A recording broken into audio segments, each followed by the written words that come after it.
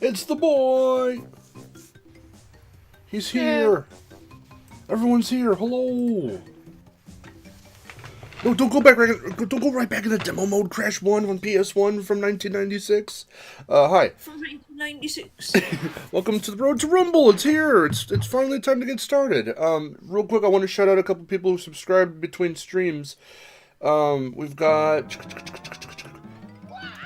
Zentho Alma from 8 days ago. Reese Gaming. Zafir Chadster. That's a pretty good name. Quite or Kite, I don't know if the U is pronounced. Davis, Rob Golubieski. I'm really sorry if I'm botching these names. I'm so sorry. Kevin Felton and Mitchell Brothers Productions. Hello, and Boba Fett's in the chat. Hi. This game really loves to go to demo mode when I don't want it to.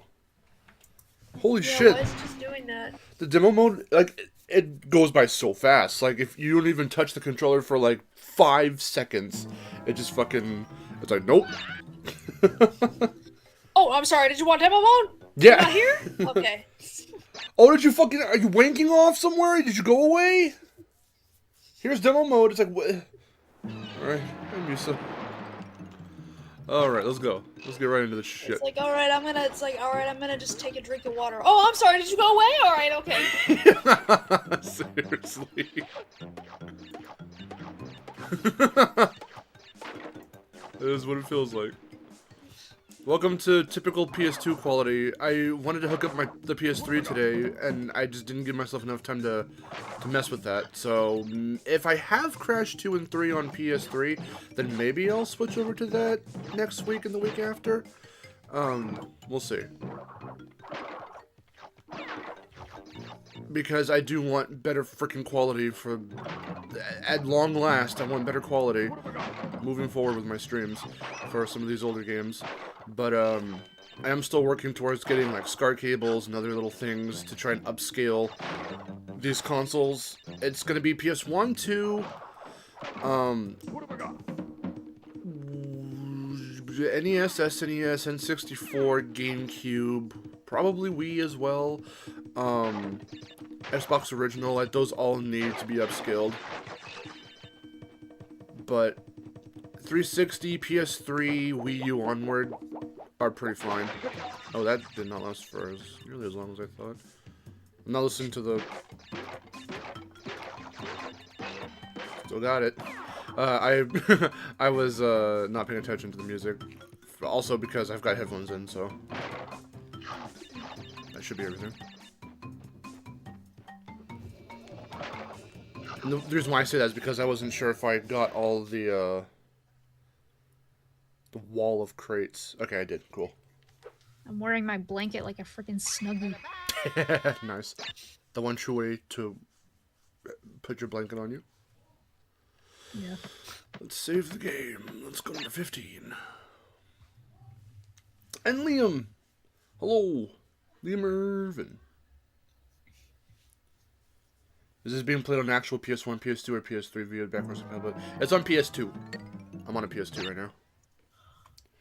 Fingers crossed the game doesn't crash on me. Hopefully Crash doesn't crash. Well, Crash doesn't kill himself. Live, on air, in front of everyone. What have I got? Raven, hello. Yeah, because friggin', I was gonna get ready to start the stream a little earlier, but I walked out to go get some water. Unironically, I did. And, in doing that, I came back only to find that the, what is it? You can hear it from over here. What is my grandma laughing at? What have I got? Holy crap, I have my door closed, and I've got little blockades on the door to try and further dampen the sound. I stepped out to get some water, and I came back, and the game froze, and I was like, cool. Oh my god, she's cackling at whatever she's watching. She's straight guffawing over here. She says, funny little rat. She's watching Mickey Mouse. No. She hadn't watched actual TV in a while. She'd been on her tablet this entire time watching anime. So she was like, Pac-Man? Yeah, this is Pac-Man. Welcome to Pac-Man. What's up, QC? Yeah, this is the coveted Pac-Man return on PS1. Pac-Man returns on PS1.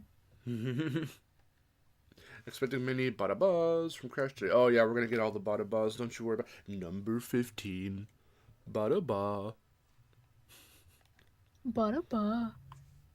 That's the thing that Crash says. What was the thing that I said that was really funny? Last night? Yeah. Was it a Chills impression? Yeah, I was like, number 15, and then I said something really funny because it was just, like, it was just completely outlandish of me to say. Oh, I can't remember. Fuck. I don't remember what we were looking at. Oh, were we doing it while we were watching Death Note, or was it before that? It was either during Death Note or something else. Because I don't know if it was something in Death Note that made us start doing the impression. I can't remember.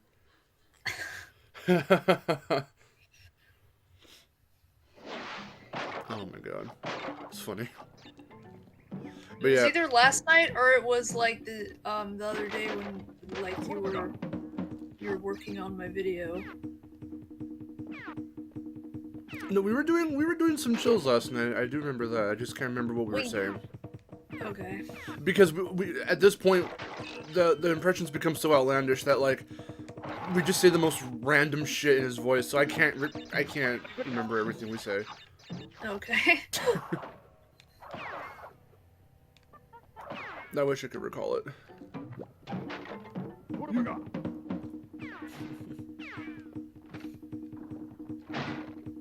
Actual question here, legitimate question for the chat. Have any of y'all actually watched any of Chill's videos for real because you were curious? Not because of the meme, like Burger King foot lettuce or whatever. Foot lettuce.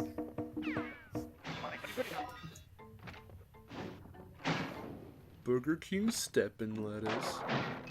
Steppin'. Steppin' food. Frankie, hello.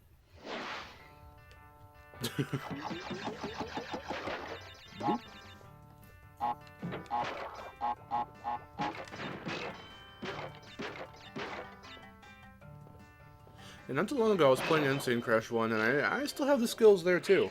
Thankfully, I still remember how to translate my play over from OG Crash 1 to Insane's Crash 1. People are still like shit, like they're shitting on Shitting on Insane. Insane. Like, wow, we really forgave a lot, didn't we? It's like, what is there to forgive? What are you talking about? I saw that post, and I'm just like, I'm like, bro, It's like, what is there to forgive? Nothing was wrong? Okay, what? I'm like, the only real things... I was watching someone's stream, like, VOD back. I'm watching a bunch of Ray Narvaez Jr. recently. I'm watching him play OG Spyro. I was just perusing through Twitter. Yeah, and I saw that. I'm like, oh, boy. Alright. We still think Insane's bad, huh? We still think it's... No, back then, you thought it was great. Even though everyone thought it was great back then, and some people still had their qualms with it, and they were still outlandish qualms, and I see we're still, we haven't gone out of that mindset.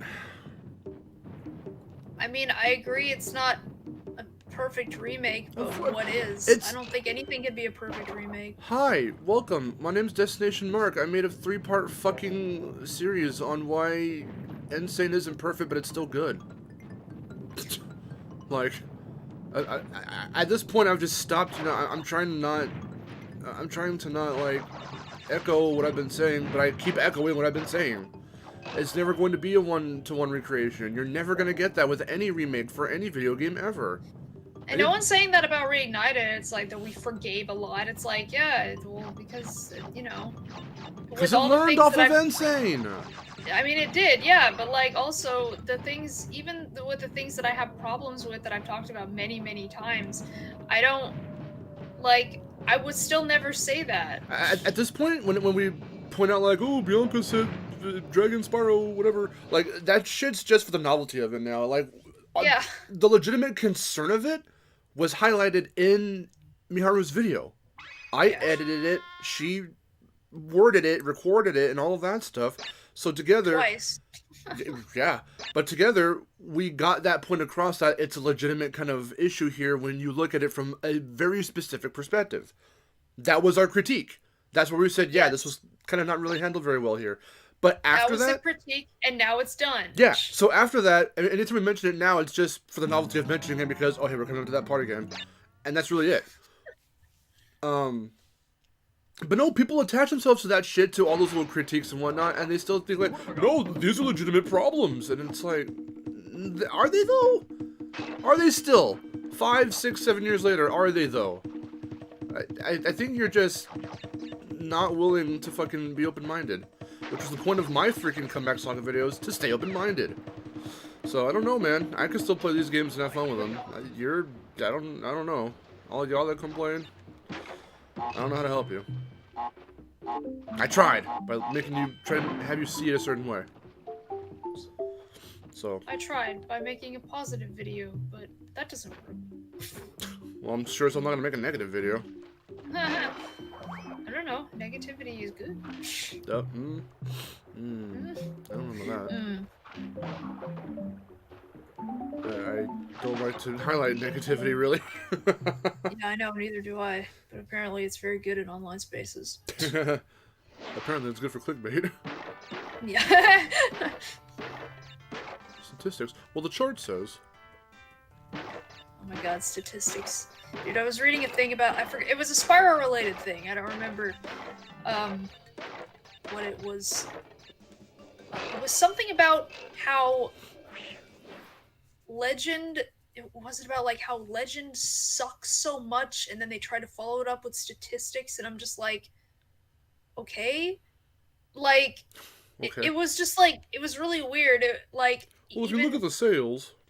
Even I don't really like Legend, but like, what are you talking about? Like, still, it didn't make any sense to me. Also, hi, Frederick. I forgot to say hi. I saw your comment. Critch Bandicoot.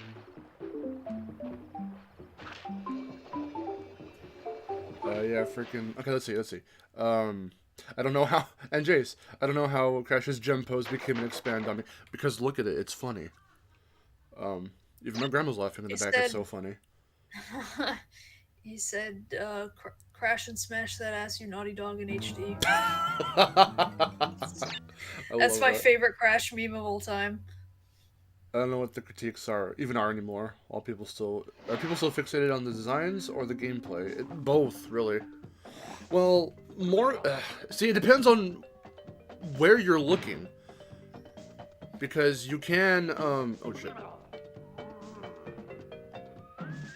Because you can find character design critiques when you see praise for Crash 4's character designs, or even backlash, which still baffles me as to why people don't like Crash 4's designs.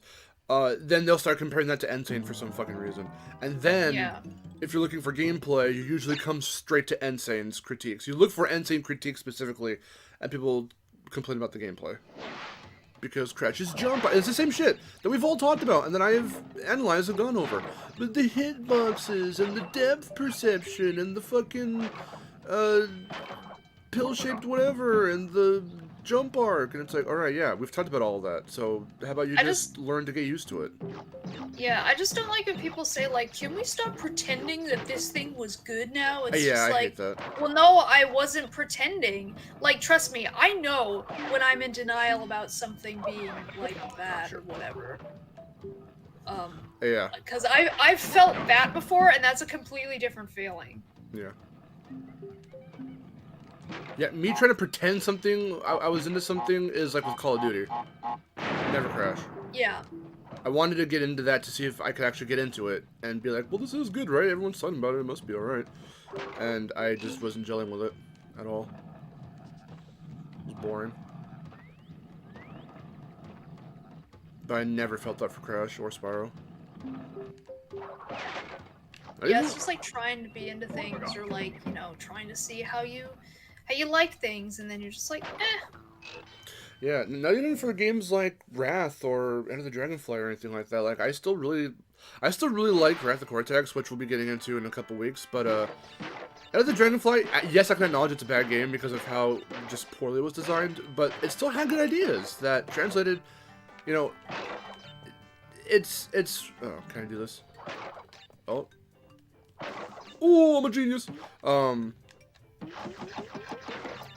It's telling that for as bad as everyone says Enter the Dragonfly is, it did still give us one of the most influential mechanics for a Spyro anything for the series going forward, which were the breaths and the elemental abilities that started with Enter the Dragonfly. So like, even that is still really cool to see, and it was a good idea. They just didn't have the time to flesh it out to the best of their ability and that they wanted to do. You know. Exactly. James Nelson also hello. If you haven't seen my EGD video, go check that out. Yeah, seriously. I had a little mini part in that, as well as a lot of other people in the community, and I edited that video. Yeah, it's a really good video. I like how it came out. Me too. It's for a while, like, I mean, well, it still is like my longest regular video. Super tough hello. Yeah. But soon it will be overtaken by my next one, which will be over 20 minutes long. It's a really interesting one. It's a really interesting one. Super interesting, and like I'm so glad it's been so entertaining for you. You know what franchise is in a good state when the fan base starts nitpicking the good games to death. I nitpick good games because I feel they're still worth critiquing. No game is perfect. It's really hard for me, and part of it is bias, but even trying to take bias out, it's really hard to critique this game for me, because this is the first game I ever played. I mean, you noticed, I haven't really had a dumb death yet, so don't worry, we might get there soon, but the best I've ever done with this game on a single run, when I was a kid, was I beat this whole game with only one death, and that was back in Slippery Climb. Back when Slippery Climb was the hardest level for me to get through. It's not really that hard anymore, but that's why I mentioned Fumbling in the Dark on Twitter. Hopefully that one doesn't kick my ass, because that's the level I don't like in this game nowadays, is Fumbling in the Dark. But, I mean, it is hard to critique this game for me. Like, I'm not the right person to ask about, like, legitimate critiques for this game, like what it could have done better or whatever, because I'm just used to how this game feels. Right. And like, is. So, like, and even in, like, you know, when you remake a game, like, it could be like the same thing where you just completely used to how it feels, or it could be a completely different thing because the controls have changed from, you know, the way that the game used to be. Like, something like Insane or Reignited, I guess Reignited is a better example for me. Something like Reignited is a lot more different than something like the RE4 remake, because the RE4 remake is like, it's almost a different game in the way it feels. The original game felt completely different. It was just like, yeah. Hello, welcome. And then Reignited is more like a remaster plus, along with Insane.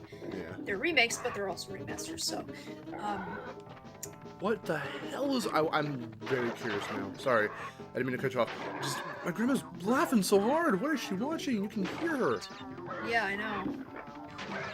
Sorry, I didn't mean to interrupt you. Well, I think that's really all I had to say. But I was gonna say, like, you know, you playing this and you're just like, well, as you can see, I haven't had a dumb death yet. It's like, yeah, I mean, it's the same thing when I play Spyro. I mean, sometimes I'll die. Sometimes I'll have a dumb death just because of, like, weird control things, especially in Reignited, where I'm like, hello, what was that collision? Why did I just, like, smack into nothing?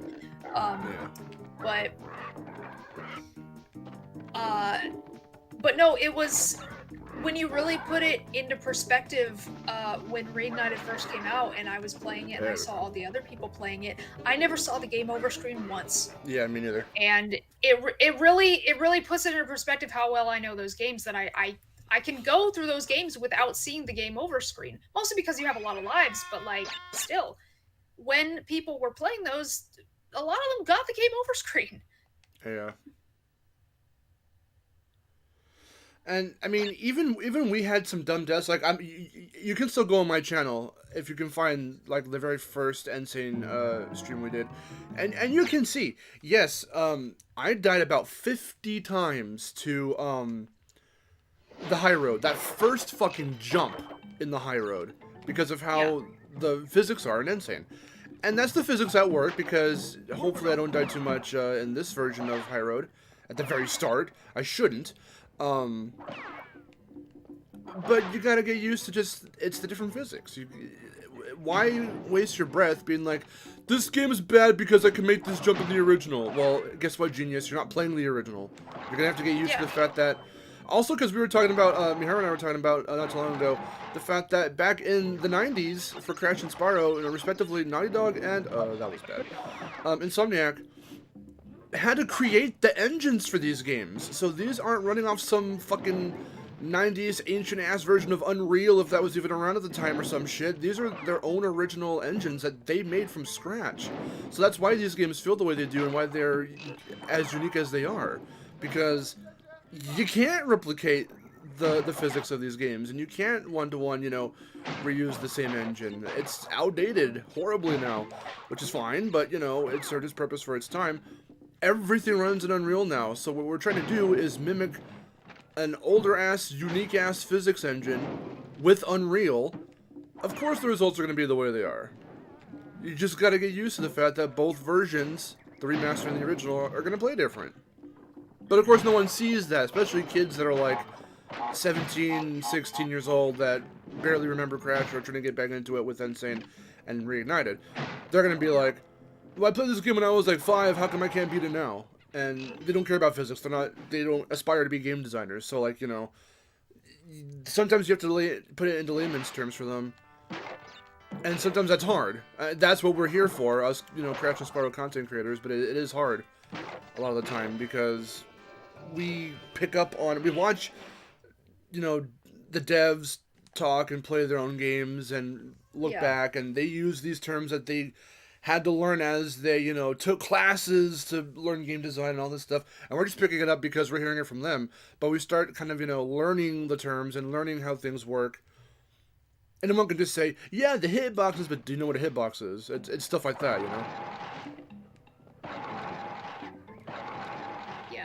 That's I mean, that's why I like to make analogies to other things, just so it's easier for people to understand.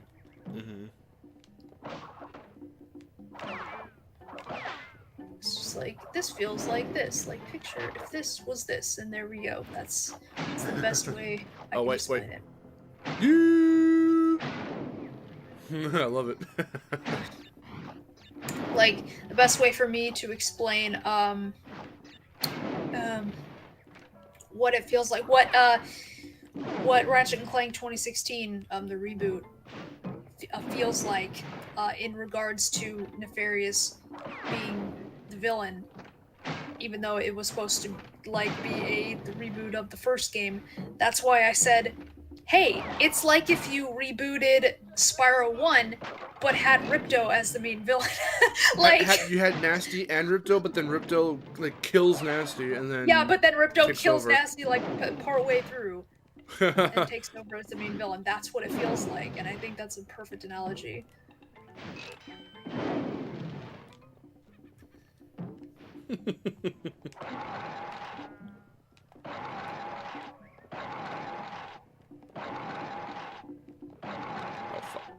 Fuck me. Shit.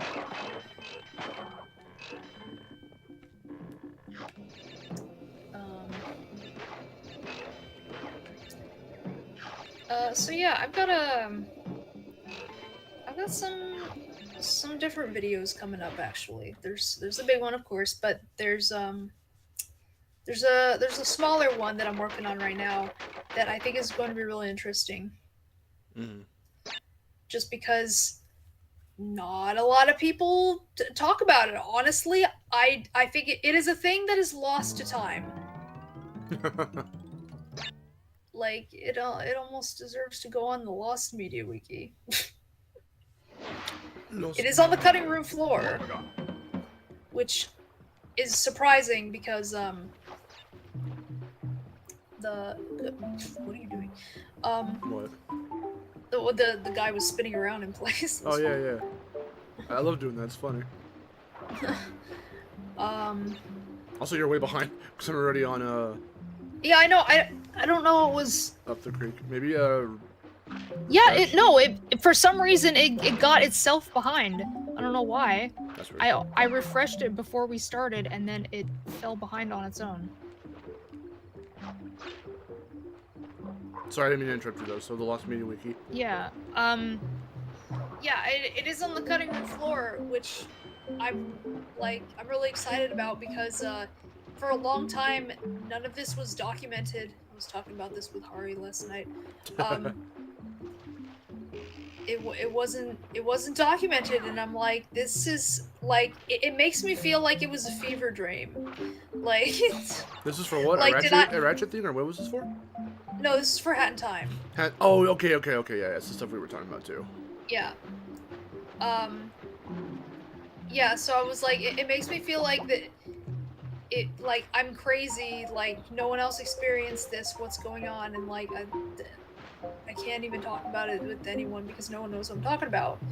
But it's like it's so interesting to me because when you look at the cutting room floor, there's of course like things in games that were like, you know, were originally planned like in beta versions or whatever, but Yeah. they never came out, and you know, it's just interesting to look through those. But what's interesting about this specific version, the initial console release of A Hat in Time, is that it is almost like it was almost like, you know, a playable like beta version, because this was a thing that was released to the public, and it for people like me who, you know, don't have very powerful computers, or like at least this one didn't have very powerful computers to run, you know, PC games, didn't do PC gaming at the time. Like that was the only way I was able to experience that game for 3 years, because it didn't get patched until 3 years later. Mm-hmm. And it's really crazy to think about because most people who have played A Hat in Time experienced, you know, the definitive Steam version, which was the first one released. Even though it was released on console afterward, it was using a build that was compiled before the PC release. Yeah, it's so weird. It had to go through like Sony and Microsoft approval, I guess, and then I guess because they wanted to get it out just right then and there as soon as possible, they just used the build that they had on hand. Like, it's possible they didn't even know. They're just like, whoops, oh well. It's out there.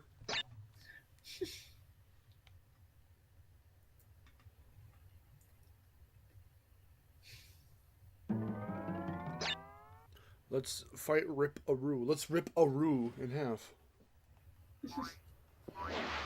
But yeah, it's crazy because that version of the game has very specific differences when compared to like anything else.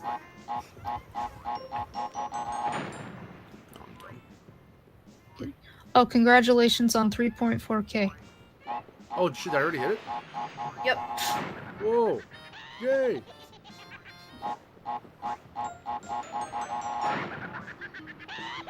No, I'm focusing. God, your game is loud on your side. Oh, is it really loud? Yeah, I can hear it. I think I could also hear myself. Yeah. What the heck? I have not had that much trouble with it, Brew. I say trouble as if I was struggling, but like I can usually hit him with like the first 3 big TNT like right then and there, and I just didn't time it right. 3.4K, holy shit! Thank you guys. Who subscribed that didn't show up on my feed?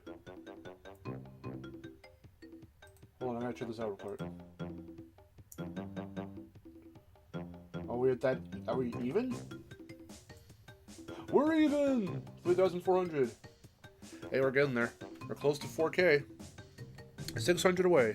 If we get to 4K, we got incentives in the description. If you guys haven't checked out the description.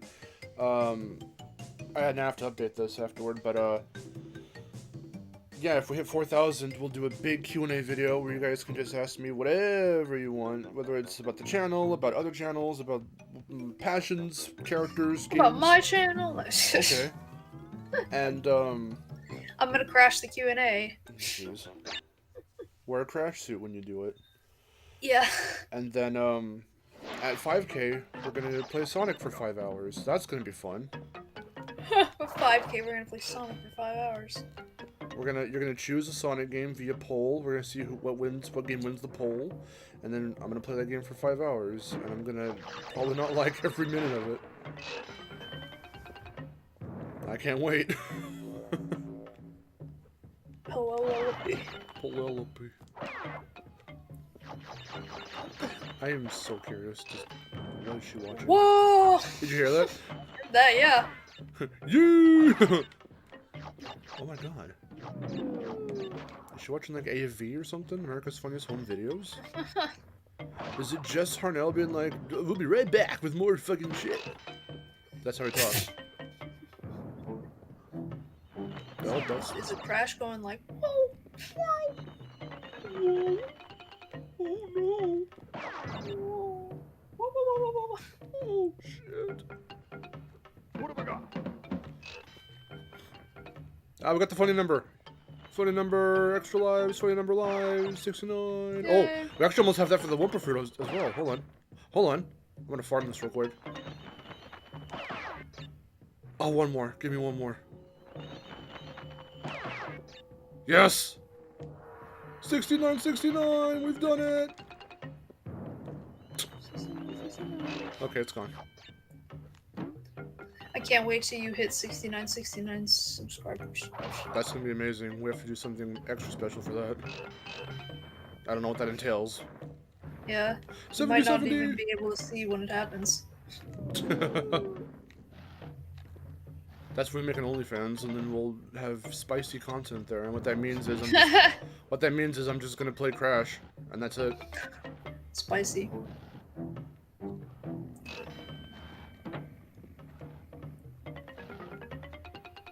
I put the food on the table.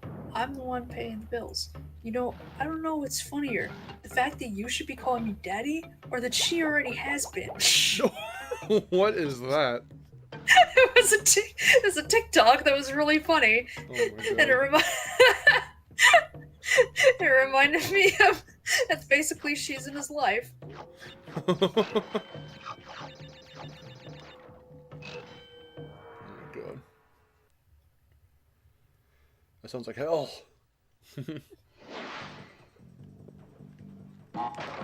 Don't fuck it up. Oof. Usually that first one fucks me up. Good nice. Nasty, good nice. Good no. Yes or good no. El Chavizi. What up? I don't know why, but good no was really funny to me.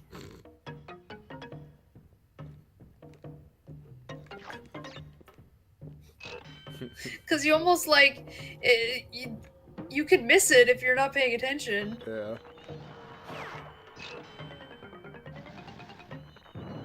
By the time we get to Sunset Vista, we should have 99 lives. If I continue this and have like a no death streak, then we should get there. Oh, Crash won so hard these patterns. I don't know what to do with them.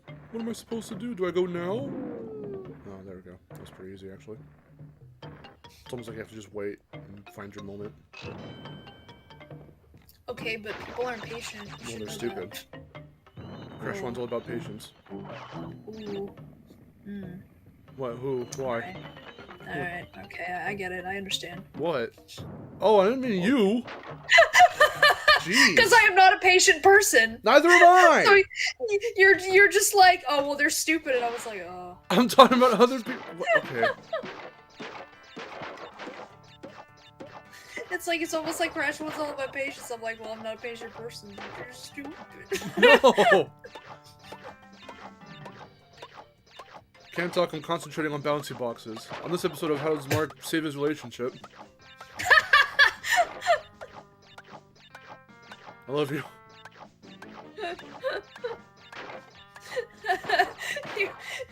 How does he save his relationship? Other people are stupid, not you. I love Money. you. Here's some money. Money. You want $300? I'll give you $300. Here's some candy and money. Okay, I deserve that. Good thing the bonus rounds don't count for this game. Alright.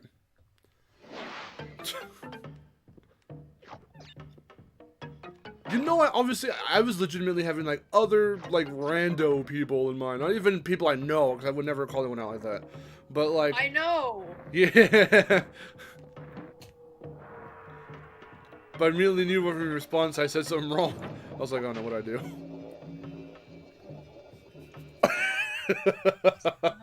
I see how it is. No. Look, I got the gem for you. Just for you.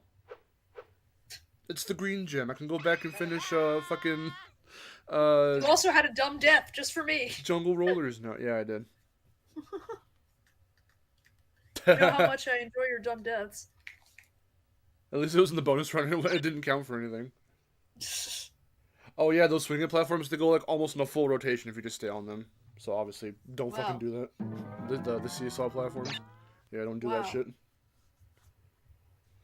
Dude, freaking in the prototype, both Lost City and also, of course, heavily, way more so, the freaking, Sons of Vista were hell. They loved just spamming those freaking seesaw platforms. Like, I'm playing and I'm like, what is this level design? Thank God, like, this shit changed. It was, if you could believe it, it was more egregious than the final version.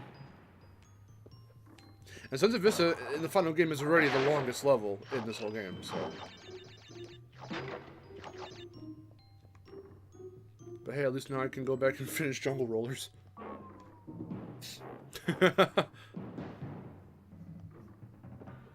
So is this Road to Rumble an 100% thing?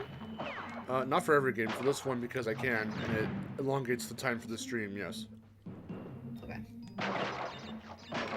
There's no way in hell. That would also insinuate I had to 100% Crash 4, and no. That's a Twitch incentive. That's not... I'm not doing that for Road to Rumble. What about 106? I haven't even done that on any of my saves yet, so no. Wow. Wow, you must really suck then. What about doing the 106% 5 times? That's fine. Here, I'll let you give me back. Call me a slur, it's fine. No! The hell is that? You can call me a beaner, it's okay. I will not say that, no. Call me your dirty, lovable beaner.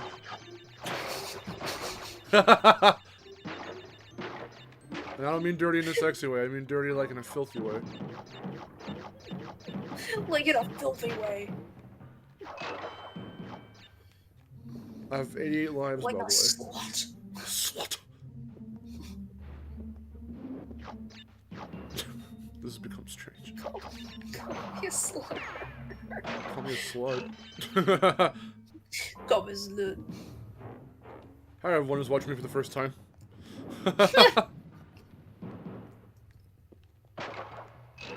This is typically how the streams go. It's typically how they go. Oh, we're already almost there. For some reason, this level is very gracious with lives. And I don't know why, because it's not even a very, like, precarious level. Mark is a fake gamer and always will be. That's right. You better believe it. That's an insult. My brother is actually playing right now. I'm not even holding the controller. He's just been silent this whole time. Silent Vic time. It's his time to shine. But you'd never know it because he's not going to say anything.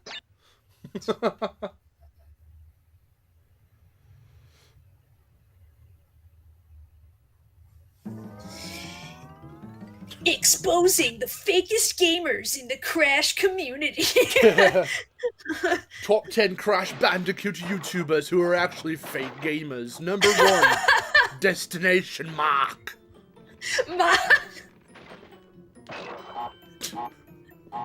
What is this channel?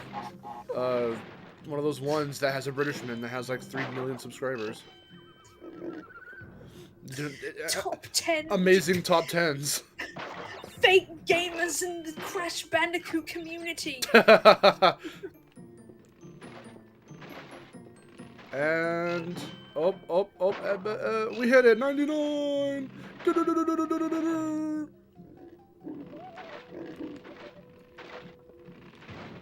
Once played the Crash one and claimed his brother was playing for him. That wasn't true, but everyone thought it was. So he was called a fake gamer. Oh, fuck me. There we go. First death. First actual legitimate death. Doesn't count for this level. That doesn't matter because I have to get the red gem anyway, so I can't And get the then gem he here. proceeded to die. He proceeded to commit Sudoku.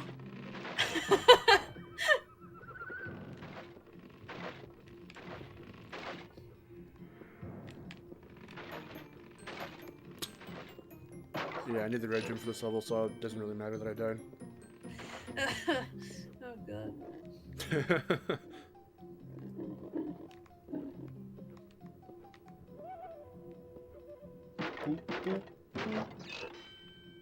Toro!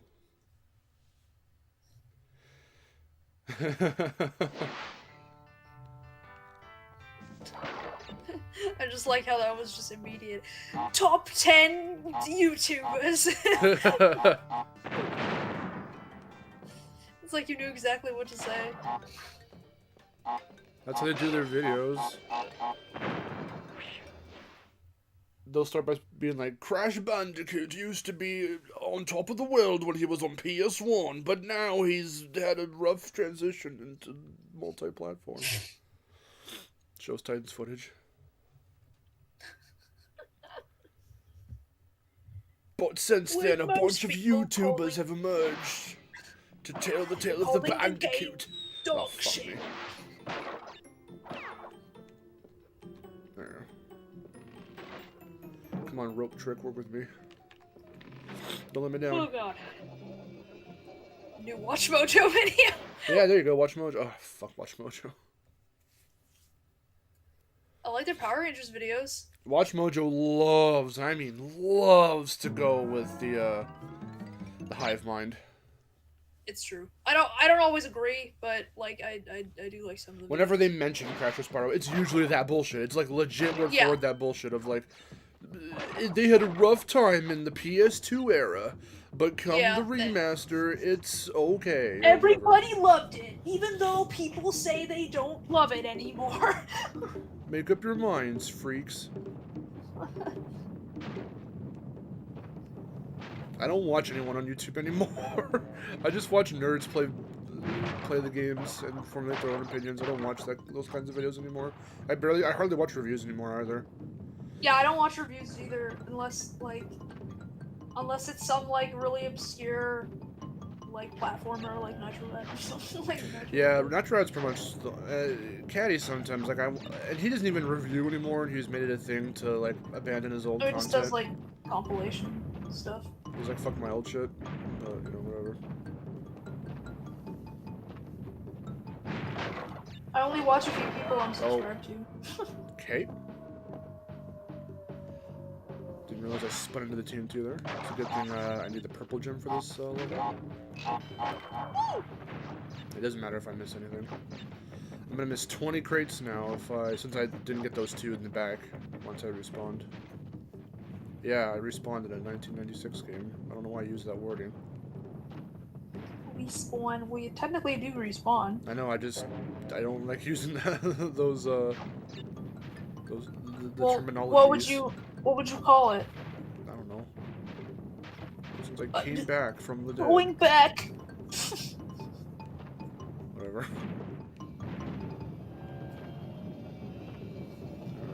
I checkpointed. Yeah. Crash Team Racing was good, but it wasn't my... Oh, yeah, no, trust me. That is, like, everybody. Crash was Team good, Racing was but it's good, no but Mario. it wasn't Mario Kart. That's so stupid. CTR is better than Mario Kart. Mario Kart's good, but CTR is also good. I mean, that's pretty much what that is. Why can't they just both be good? Why do we have to fucking compare? Crash on the PS1 was good, but it's no Mario 64. That infuriates me to this day. Well, it's basically no. This is what it comes down to. It's like something on the PS1 was good, but it's no something made by Nintendo. Yep. Sometimes they'll even do that with Nintendo games. Star Fox Adventures was good, but it's just a Zelda clone with Star Fox. It's just a Zelda clone. It's like, yeah, okay, whatever though. You really you really stuck it to the man there. That'll make them not want to play the video game anymore.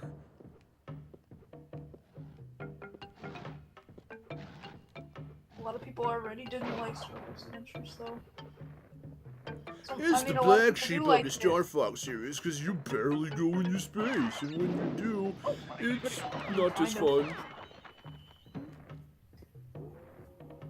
People don't think it's a good Star Fox game, but like, I think people appreciate it for what it is. Yeah. Which is good enough, I guess. I don't know. It was my first Star Fox game and also my first Zelda game, so I can't complain.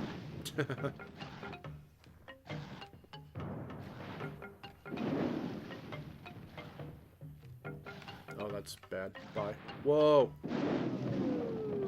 Cool save. I thought for sure I was gonna die. I really don't want to die on this level. I don't want to play this fucking level all over again. Okay. Yeah, let's try and one-shot this.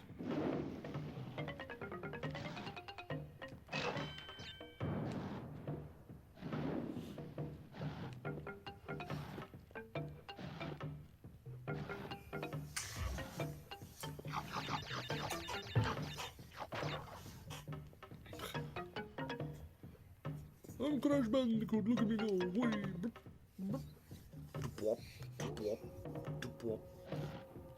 Such a weird sound effect. Freaking baby geniuses. Everyone right now, watch Baby Geniuses Crash Bandicoot. Tab over and put that in on YouTube. Doobwop, doobwop. That's the sound it makes. It goes doobwop. It's a very good onomatopoeia for it. Crash Bandicoot. Doobwop. D-U-B-W-O-P. Doobwop. Doobwop, doobwop. It sounds like yeah, it sounds like acapella. Oh fuck. Not the bats. Get out of here.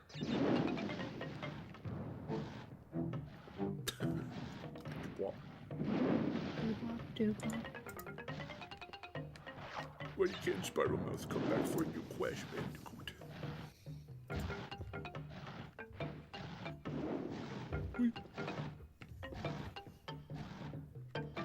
Yeah.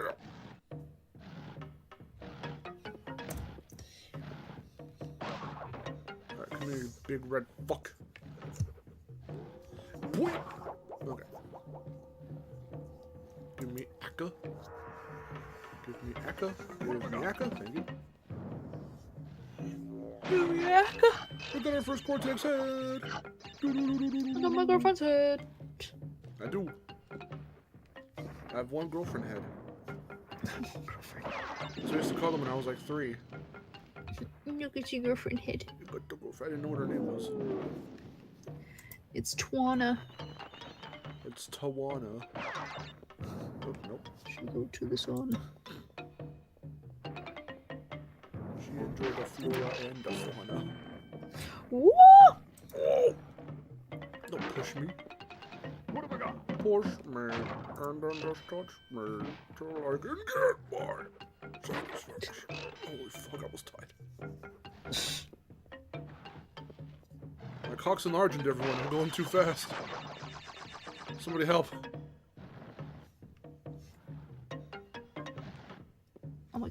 Ooh. I have some in my eye and I can't get it out. Oh.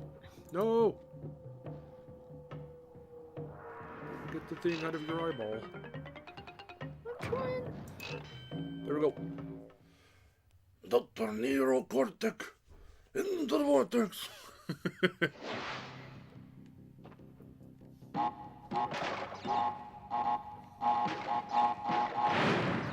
Why am I going after these? They don't matter. Give me the key, you fuck. Yes. Give me the key. Give me the key. As a Marvel fan, do you intend to see Guardians of the Galaxy 3? I like how you Yes. say I like how you say as a Marvel fan, as if I'm like this giant super fan who's read all the comics. I've only made it a thing to stay caught up with the MCU just because I was like, well, I'm on a roll now, might as well not stop. The only movie I haven't seen yet besides Guardians 3, which is it actually out in theaters now, or is it going to be out in theaters Yes, soon? I believe it's out. It's out now. I still haven't seen Quantumania yet. I know people have been mixed on it and whatever, but I still want to see that as well. I'm caught up on everything else though. At this point, out of obligation, I suppose I'll see Guardians 3. For some reason, Guardians hasn't really ever caught my full attention. I've watched the other two and I thought they were okay. That's weird because I always liked Guardians. I felt that was the first time the MCU started being like, these characters are going to be toys. You better buy the toys and the merch of these guys. And that's when I was like, alright. The other series, like Thor and Captain America and all them, just didn't really feel like that. Even with all the other series we have now, like freaking Eternals and Moon Knight and all that, like, it's still Guardians feels like that one franchise. It's like, buy the merch off of fucking Rocket and Groot. And nothing else. Yeah, pretty much. That's okay for me. It's like, it's a furry and a tree man. I'm good. But like, yeah. I think when it comes to Marvel stuff nowadays, like the only things that I'll see, I'll be like, yeah, Guardians or Spider-Man. I'll see that. But Mark, you don't understand. They say fuck in this movie. Okay. Oh shit, that was a cool save. Whoa, that was awesome. I didn't even intend for that to happen. That was cool. Yeah, because they're softening us up for Deadpool when Deadpool 3 inevitably comes, because it's gonna be rated R. Deadpool. It's the death pool. The dead pool. That should be everything. Roy Curtis! Rocket and Groot, Ratchet and Clank style game when? We're almost halfway there.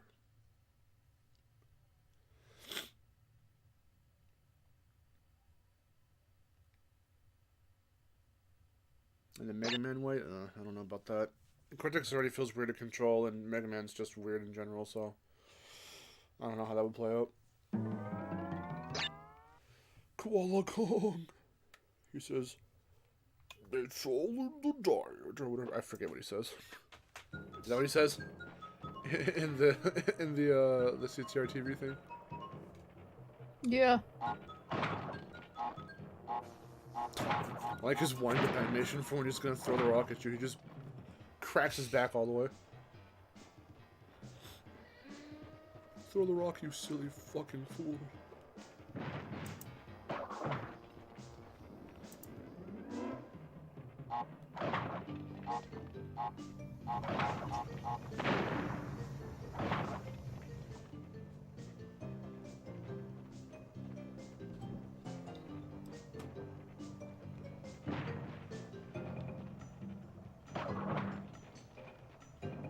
We shall beat him at his own game.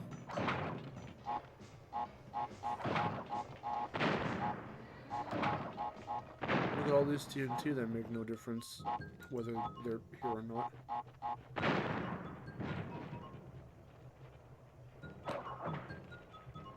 I can beat him. No problem.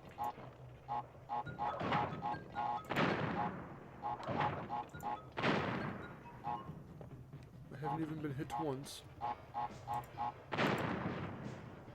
Pop. Let's go. We need a Penta Penguin spin-off. There's not enough lore for him. What are you talking about? Read the manga, dude. He has a girlfriend. Yeah. He has a girlfriend, a fickle girlfriend. A fickle little GF. Mark, I'm gonna send you something in the Cosmo chat real quick. Okay. Give me a minute. I just started my favoritist level in the whole video game. Okay. Let me get to the secret area real quick. What have I got? The Brio token troll, everyone's favorite. Oh, what the fuck? What the fuck is this? Oh no, it's cursed. I hate it. Get it off my screen right now. Oh, that's awful. I hate it. Oh, that's nightmare fuel right there. We are not going to elaborate for you in the chat. I'm sorry. You're going to have to take the L on this one. Even though I took the L because I looked at it. You're going to have to stay in the dark for this one. Are you including that in the video, or what is that? I'm not sure. I don't know if I'll include that one. I hate it. It's foul.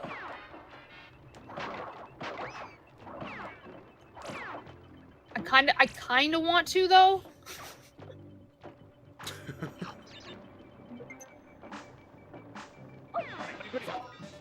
That's whatever. It would make for a really funny thing to see. That would, yeah.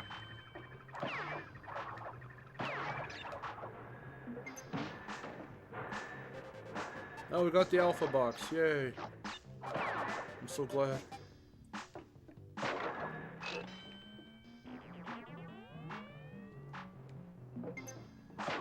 Tuna.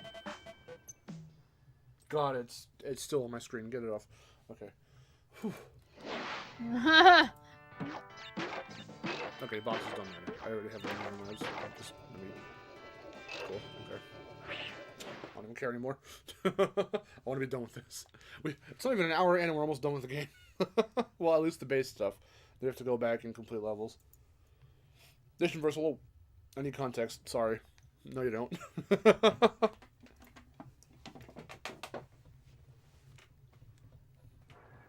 Don't think I'll be elaborating on that one.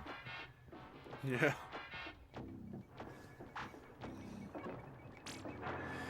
Oh man. Some good stuff. Funny stuff, Doc. Did you see that?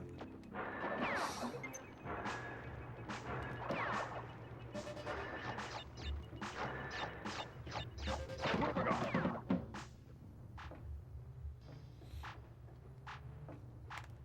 Oops. There we go. What have I got?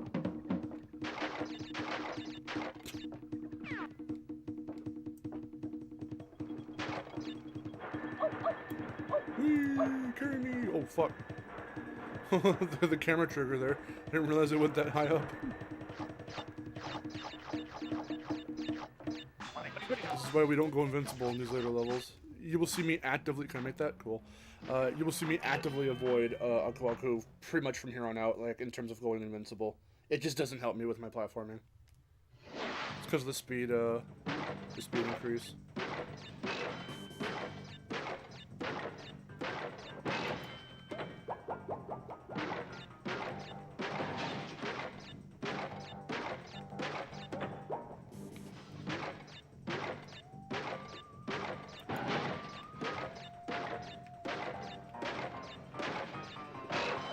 Take the L. Oop. And I'm shell shocked. Knock knock, you about to get shell shocked? Oh, I almost touched that pipe. That was almost not good.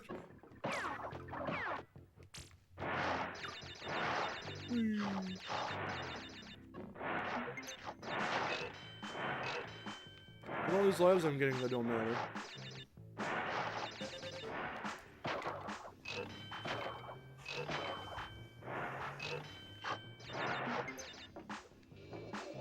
I remember beating this game on the Christmas that I got my Wii. Wow, cool. we got our Wii as a double graduation present. And my mom did the "we would like to play," and it was really funny. And then Vic said, Super Paper Mario. She said, "We could play Mario Party and Super Paper Mario."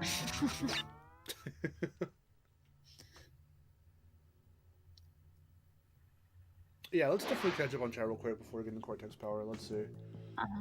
Been neglecting a lot of comments here. Not on purpose. It's just because we're super into the game. Someone mentioned a cool idea. Yeah, bringing back the boulder in Rumble as a Relic Station power-up. Well, we were making the joke that the boulder should be a playable character, and you just see off in the distance, like, Coco or someone, like, running for their lives as the boulder just is on their ass, and they're squiggling around, like, serpentining, and they're, like, the boulder's, like, on their ass. It's not going in a straight line. Wow.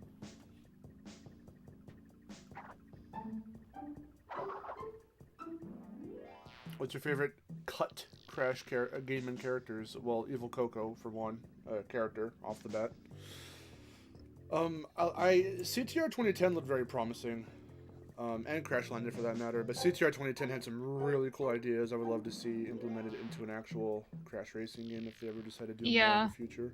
It was like, it was almost like it was ahead of its time, but they never did anything with it.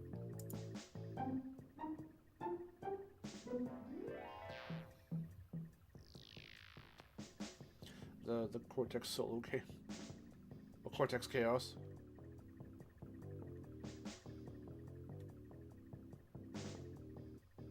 Fez says I think I'm more into Spider-Man and Daredevil. Well, you're in luck because that Born Again show's coming out, what, in like another year or two? Yeah, at one point, before Disney Plus was even a thing, I was gonna make it a thing to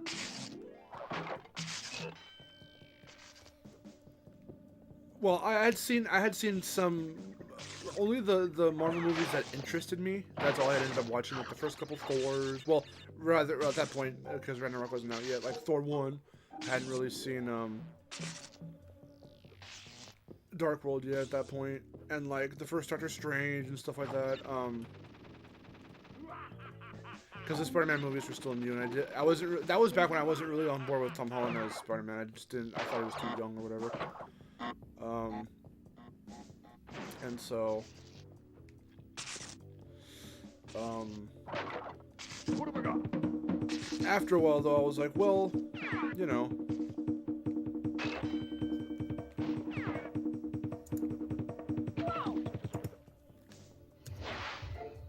Yeah. What am I hearing? Sorry. Is my grandma just blasting her TV? I can't. I heard something. That killed me. Doesn't matter for this level because I don't have the blue gem, but that was weird. Okay, I'm sorry. That completely just cut my concentration. Yeah, so I had only watched a few MCU movies at that point. It was just whatever I was interested in. But then something made me go like, well, you know, maybe I should like start filling in the gaps and watching the ones I haven't seen yet. So I was slowly starting to do that. And then, because, yeah, sorry, Doctor Strange was one I hadn't seen yet, because I didn't really know much about it. And the Spider-Man movies I couldn't get a hold of at that point in time, like, right away. And so I had to watch, like, I decided to watch, like, Thor the Dark World and stuff like that, and I finally caught up. Eventually, though, my point being, I finally caught up on everything. Did that great, thank you.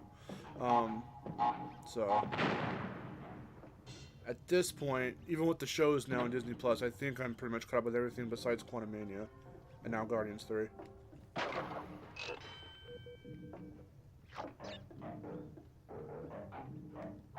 So this is what I have left to watch for right now. What's after Guardians 3? What's coming out next? I forget. I don't know. Oh, shit. What's on their fucking agenda? Their phase 4, 5, and 6. Well, we're in phase 5 now, but whatever. Okay, see you later. Now restart the level. But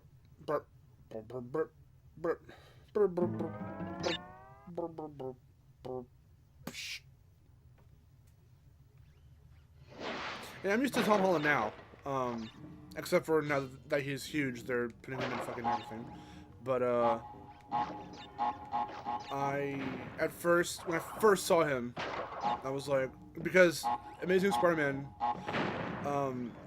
had left me so, like, numb to, like, oh, okay, so we're just gonna be really mediocre now, I guess. And then I saw Tom Holland's, you know, thing. Well, because everyone was like, oh my god, fucking Captain America Civil War. Holy shit, Spider-Man's in it. And I'm like, okay. And? Like, we're making that big of a fuss, not even about the movie itself, just about this cameo. And then I saw the scene, and I'm listening to his voice. I saw the trailer that they teased him in, and then I'm like, this dude sounds like he's 12. What is this shit? Like, I thought he was supposed to be in high school. What's going on here? And I don't know. For a while there, I initially wasn't really into him, but he's okay now. Especially after No Way Home. Yeah, I know his acting chops. He's got him. He's good.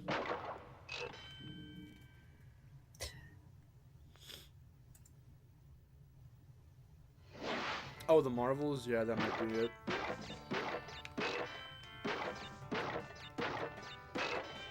I think with WandaVision and with Captain Marvel, or Miss Marvel, sorry, everyone's like, oh, well, I guess now we can kind of apologize to Brie Larson and all that. And it's like, wait, she wasn't really even that bad.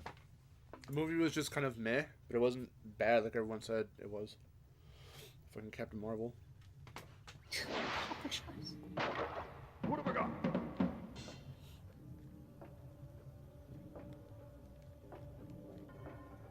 Whoa! Wasn't it funny? She landed in a blockbuster. Who remembers that, am I right? I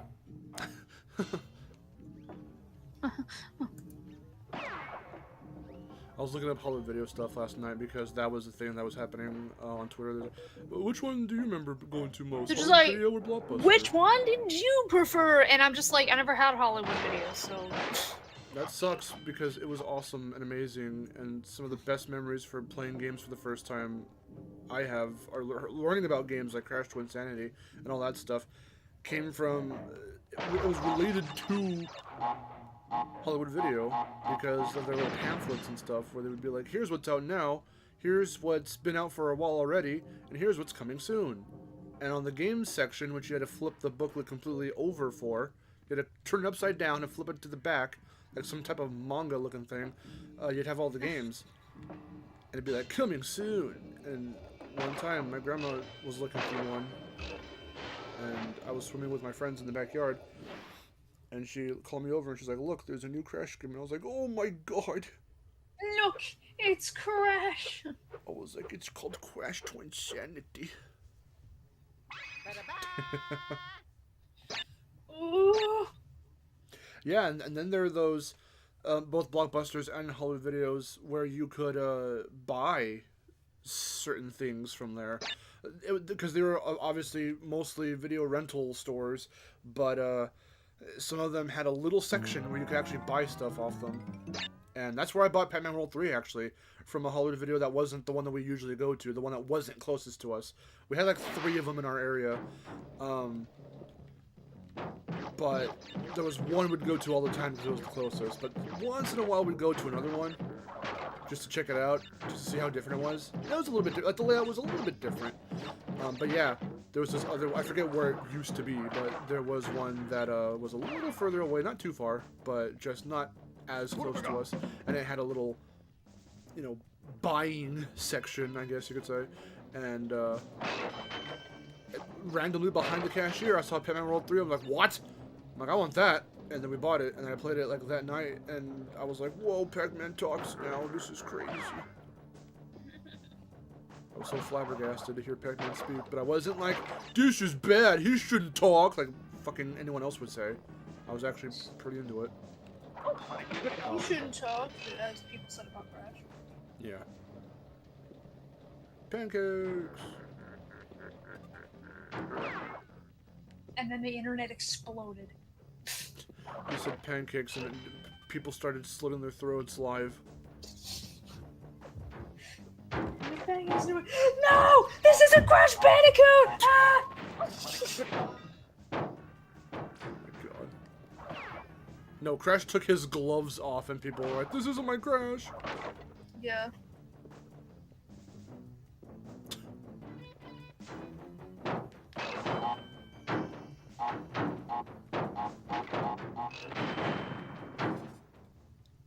I don't mind the Crash gibberish, I never did. It sounds funny. Because other characters and other stuff do that too, it's not just Crash. Sometimes there's the alien character that speaks in an alien language and you don't know what they're saying. There was that weird dude from Zombies that spoke the zombie language and he didn't speak English. Yeah. He was very Crash-like. So it's not even like it's unique to Crash. There's a whole trope of characters that speak gibberish or too fast, like Twitchy from Hoodwinked. He was always my favorite because they just sped up his dialogue. For some reason in Hoodwinked 2 they didn't do that and I hated it. Oh, okay. And I hated it.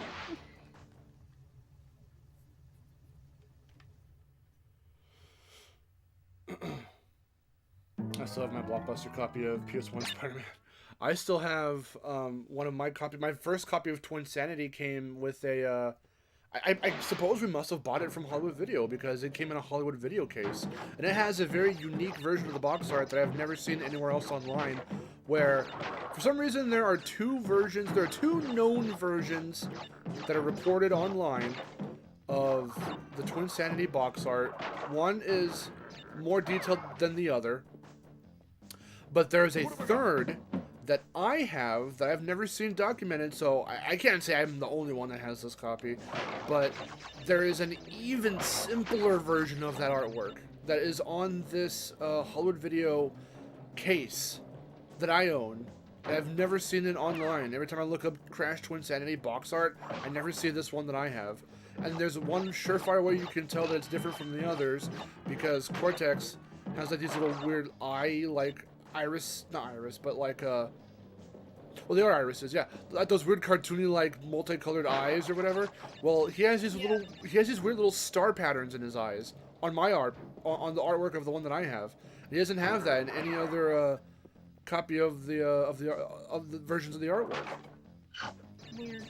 And there's no like shading really on them. It's like very simplistic shading at best, and the line work's very simple. Like it's a very like almost early looking copy of like, or rather a like draft or whatever you'd call it of the artwork. It looks very early. It looks very like they didn't really shade it. It's got very simplistic coloring, but it's still official, and that's what was always weird to me. So, I'll have to show that off at some point. Okay, thank you. Jeez. That should be everything.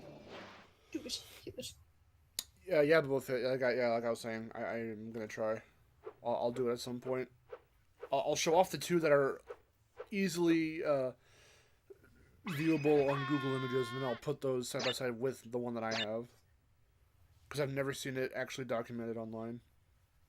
I wish I had a good, like a working printer so I could like, /scanner so I could scan the box art in so we could have like a digital version of it. I think it makes him even more likable and adds to his character. Makes sense.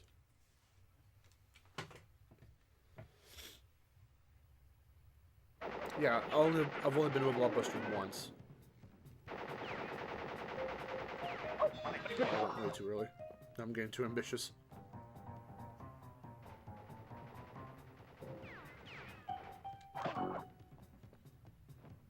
Yeah, like once or twice. So I don't remember Blockbusters in there as well. It's just because Hollywood Video was just so convenient. It was right there. Well, that's kind of how Blockbuster was for us. It was right there. Yeah. I mean, it makes sense. But apparently you didn't have Hollywood Video at all in your area. And that really stinks. I don't remember ever, like, hearing about it. That's like saying you never had KB's toys or Zany Brainy.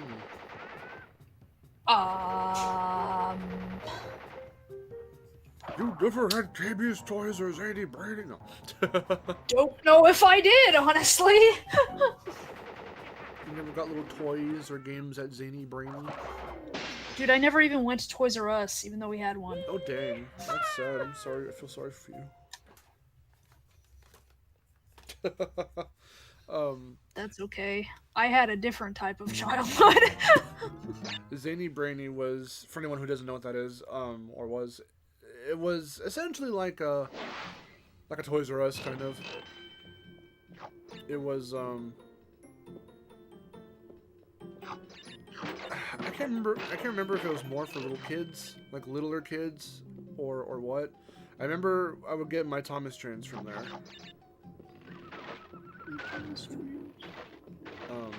That's about as much as I remember from going there.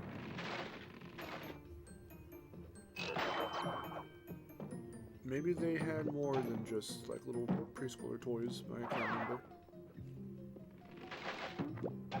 Alright, fucking turtles.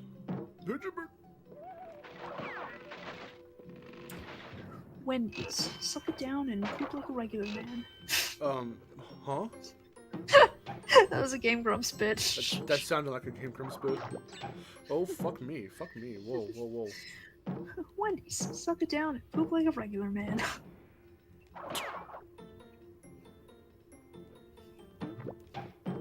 It's funny.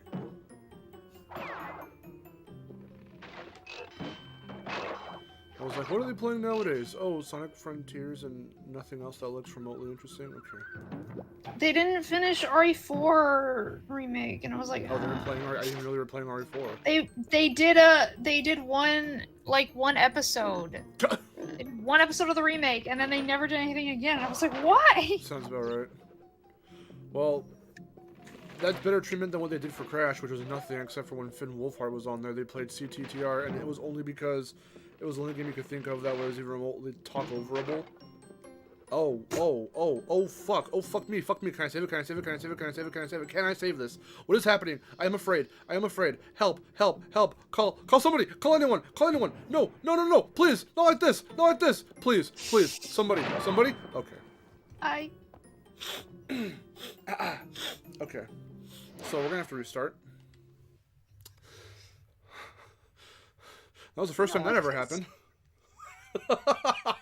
In my 20, almost fucking like 7 years of playing this. That has never happened before. Alright. Glad we caught that on stream. Oh boy. Crash is the gift that keeps on giving. That was pretty funny. I mean, it's not like it's a huge loss. That was pretty comical. Ooh. Yeah, the difference between this version and Insane is that I actually made that jump.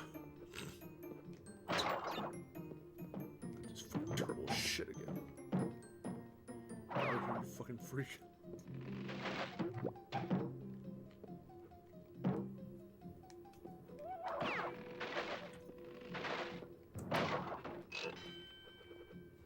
Turtle.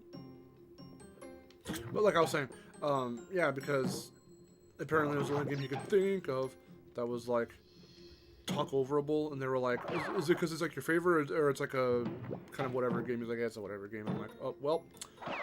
Well, what a way to insult one of my favorite Crash games. Yeah. I was like, okay, so just fuck off. You're just playing this because, and not because it actually means anything to anyone. It's not like they ever played Spyro, so whatever. That is true, yeah. At least they played one Crash game for like 20 minutes, but they never touched Spyro. Yeah. It's because it was before their time. They're like 30-something, so whatever.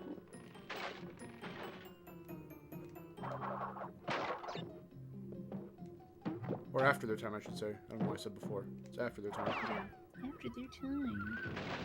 Oh, we all know 80s kids hate everything 90s. Unless it's some version of Ninja Turtles or Transformers or fucking... Unless it's 90s versions of 80s shit, then they care. But if it's Crash Well, or... I mean, I guess I get it. I sort of get it in Dan's case, but not for Aaron. You would think because he likes Mega Man and other shit that he would like a game that's kind of tough like Crash or something. And he was like, and that Mario 62. Fucking my friend Jeremiah, not Jeremiah Isaiah, but my friend Jerry, from Vid Games and all that. He was like, he sent me that video. He's like, you're not gonna like what he says about Crash in this episode. I'm like, what? He mentions Crash, because he never talks about Crash, and I forget why they even brought it up, but he was like something about something. This part of Mario 64 looks like Crash Bandicoot, but dude, Crash sucks. And he's like, oh, sorry audience, did I just insult your favorite game? Did I just say that Crash Bandicoot sucks? Because it does. And then he proceeded to fucking compare it to Scooby-Doo Cyber Chase, the game. Oh. And I'm like, what? Like, okay, you're wrong, but alright. Wait, I'm sorry, who did this? Aaron. He did? In an episode of Mario 64. I forget, they were in the snow, one of the snow worlds, when they, when he talked about it. Because some part was very linear or something in Mario 64, and he was failing at it hard, and he was like, this sucks, it reminds me of Crash Bandicoot, or whatever. He said some shit like that. And I'm like, alright. Well, maybe he meant the first game. It doesn't matter, he's just talking shit about the series as a whole. Oh, don't you well, dare. If he only meant the Don't first you game. Don't you dare. Did you just fucking... Oh... The game's frozen.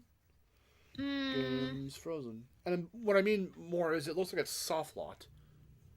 Oh. Because everything is in motion. Tana's still blinking and moving her head, and there's a butterfly in the background, but... Game's not moving past the screen. We're gonna stay here for a minute and see if hopefully, sometimes if you just leave it, it can kick itself in the ass to move forward, but hopefully it doesn't fucking freeze.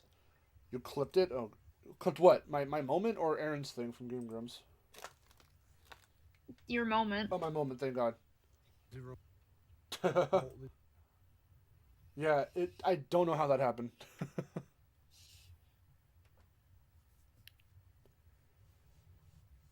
Well, it doesn't make sense because he's using it as in a very derogatory sense towards Crash. He's saying like, oh, it's no better than Scooby-Doo and the Cyber Chase. It's like that shit. And it's like, oh, because they hated that game. And it's like, all right, whatever, dude. Bad.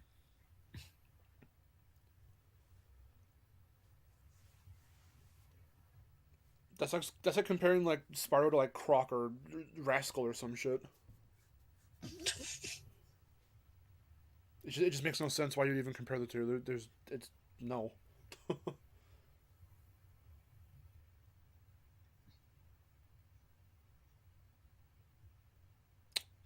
So this is just not moving, huh?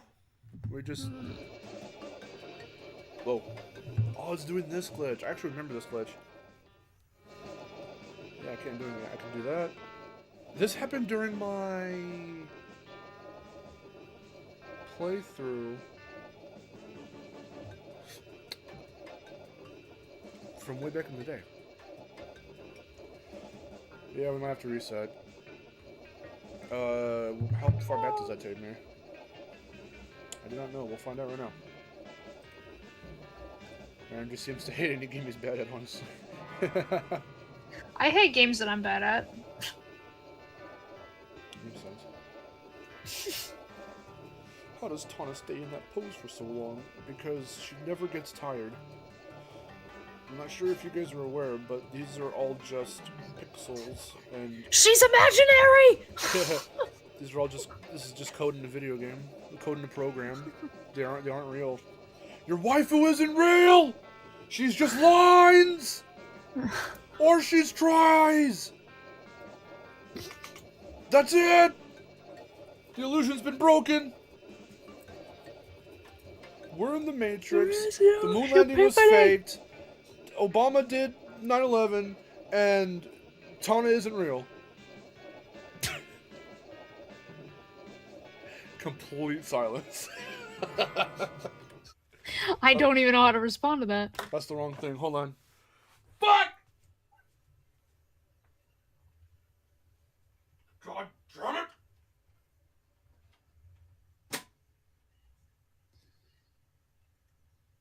Note to self. Don't do the bonus round. There's no point to it. Well, it was great! What'd you think of High Road to Nowhere? The High Road. Well, it was great. But it froze my game. When my game froze, I was scared half to death. Hi everyone, welcome back to the stream. She's really met her at Activision HQ, you bastard. I met her at Activision HQ. I wish I did. How many people have played Spyro Ripto Quest? What is Ripto Quest? It's like a mobile game. We were here, right? Yeah, I'm assuming we were here. Dogs and cats living together. I gotta do pinstripe. Okay, that's not too far back.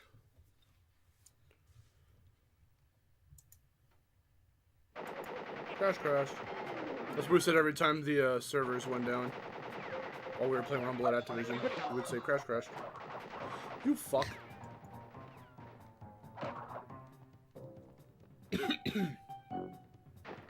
Oh, pinstripe, pinstripe belly, Podorati. Podorati? That theme is still a banger. Yeah, I like his theme. I was saying, yeah, we need to have Pinstripe back as we need to fight Pinstripe again as a boss. This is his only boss fight. I'm not, for a platformer, I'm not counting his CTR boss race, because it's a race. I want an actual boss fight against him. Koala Kong too, for that matter, and the Komodo Bros. Engines had multiple boss fights, Entropius had multiple boss fights, Ripperus had multiple boss fights, Tiny's had multiple boss fights, Papu had... if you really want to consider Crash Bash, then he's had 2.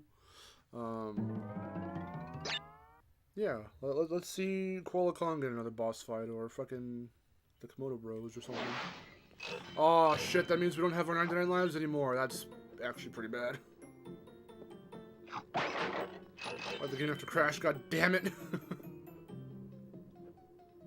Okay, yeah, note to self. Don't fucking, don't do this level's, thing, because for some reason, the bonus round crashes, and I don't know why. It just freezes up. It must be my copy. It has to be. Sometimes it plays nice, but most times it doesn't. But thank God, we don't need the boxes in the bonus round anyway, so it doesn't matter. There we go. Crisis averted.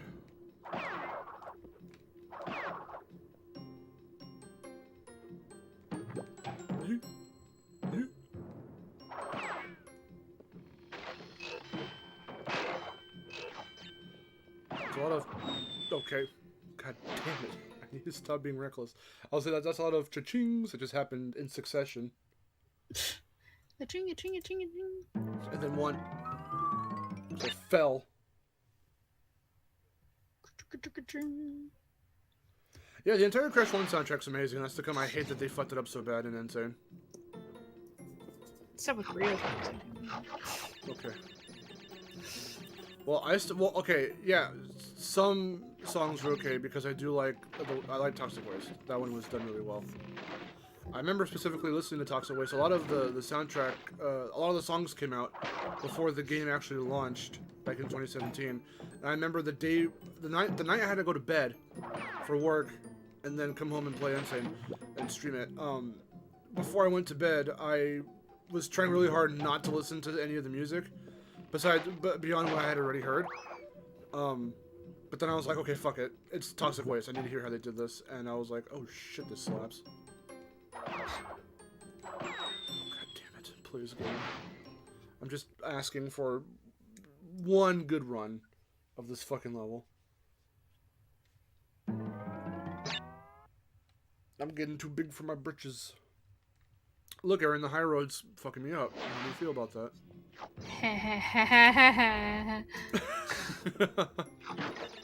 Makes me happy when people are bad at the high road. Yeah, I'm glad to see you enjoy my pain.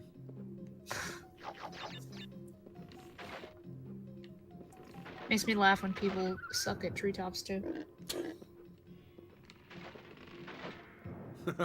It fuels you.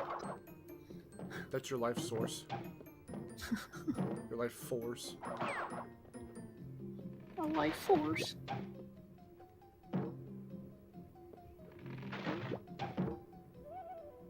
If someone were to boop your snoot too hard, would green energy seep from it?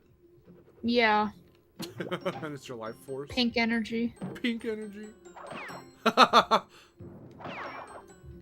Too much pink energy can be dangerous. It's like radiation.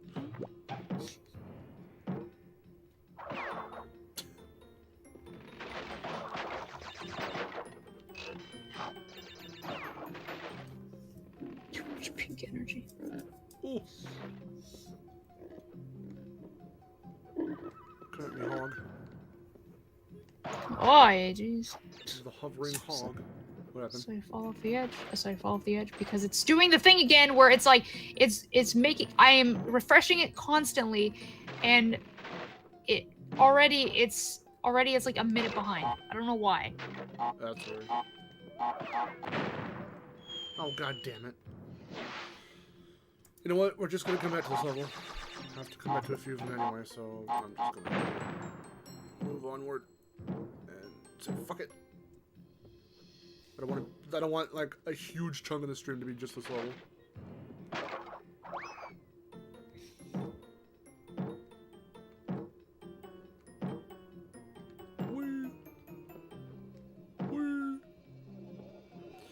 We were there at the end all along. I thought the OST has to be the reason why OG Crash 1 feels so different in atmosphere. Oh, for sure. Well, here's the reason, too, because originally they wanted Josh Mansell to make a soundtrack that was composed of nothing but background noises that were edited together to sound like music. So think a cappella for background ambience. That's why there's so much background ambience in the final soundtrack for the game, because he kind of retooled it, and he didn't even like that idea. He was like, no, I'm making an actual, proper soundtrack for this game, and he had to fight them on it, and he got his way, and so he made a really banger soundtrack, but it's got so many background elements, and these, like, growls, and these, like, chants, and these sounds, like the fish rod reeling in for the levels up the creek and upstream and all that. Little background things that for some reason, Insane version didn't include, except for some levels, because it would sound completely empty without them for Great Gate and Native Fortress, and they kept some of those samples in. Don't know why they didn't do that for the entire soundtrack for all the other songs that had those background elements, but, whatever. But that was the reason why. That's why this soundtrack for this game sounds so different than than Crash 2 and 3. Because if you listen to Crash 2 and 3, yeah, they don't have as many background elements, and they don't sound as kind of more chill and more like, ambient, as it were. This game soundtrack just had a different feel. Same thing goes for Spyro. Spyro 1 soundtrack has a very unique feel to it, or sound to it, that 2 and 3 just simply don't have. Lives 13? That's not bad. I'm doing Slippery Clump now.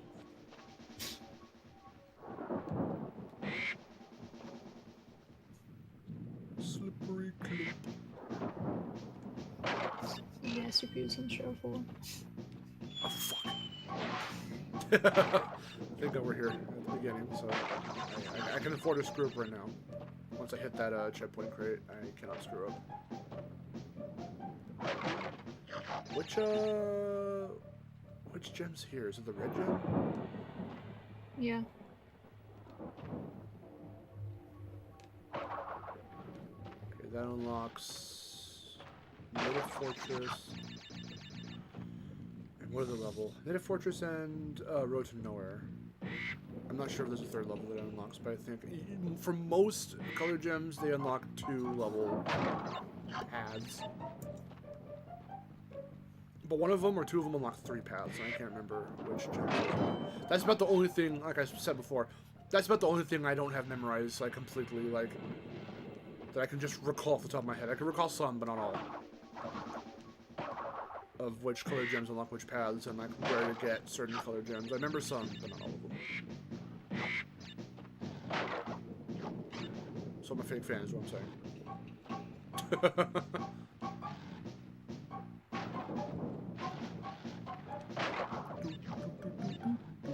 Show of hands, who's played the original Stormy Ascent? That's not a good time. I have not. It's pretty shit. It's as ridiculous as it is in Insane. If not more, because it was just that hard. And because the physics are different, because it's OG Crash 1. Alright, boys, here we go. This is the moment that separates the boys from the men. Oh. Alright, can't die. Let's do it. Look, it's the basketballs. As a stupid young child, I thought these were... Well, I didn't think they were, but I thought they looked like basketballs. They're just weird screw things. I still don't know what they are to this day.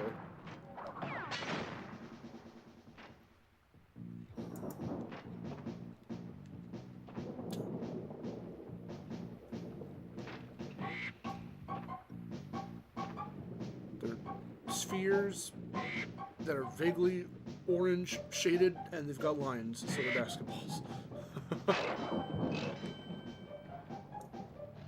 Basketballs. And they control the wonky platforms.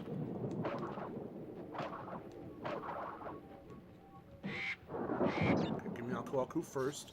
Everyone's mistake here is they spin into these crates. What have I got? There you go.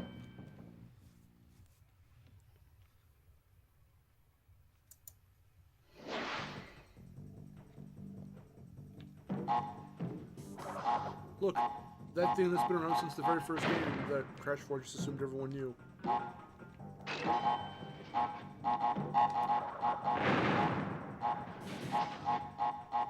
I like how this became an actual mechanic. Like, I wonder if Naughty Dog were aware that that was a thing that happened with the crates, the dancing crates.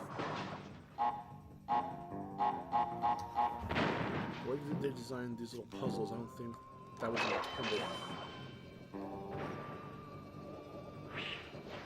Crash 1 Insane isn't bad, although it's been a while since I last played it. Like the OST was, not so much the gameplay. No, like I'm saying, OST-wise, it's weaker. It's the weakest, it's the weakest compared to OG Crash 1 with how they handled the recomposing of everything. But, even in comparison to Insane's Crash 2 and 3 soundtrack, it's still the weakest. Because I feel like it's more accurate. The 2 and 3 got a lot more songs accurate to the originals in terms of feel than, and even sound than, oh, fuck me, than, Insane's Crash 1 did. Alright, we did it. Cool. Well, look, see ya, hello! Whoa, that lighting looks crazy. Okay, we did it. Sick. Better save now so we don't have to fucking do High Road again. Except I have to do High Road again, because I didn't get the gem. Da-da-da! You missed when the game crashed. It was amazing.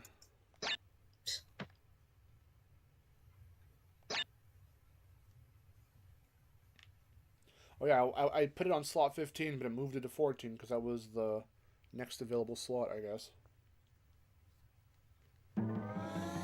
Yeah, 2 and 3, Crash 2 and 3, Insane's 2 and 3 had a lot of those tracks really kept that feel. Some still didn't.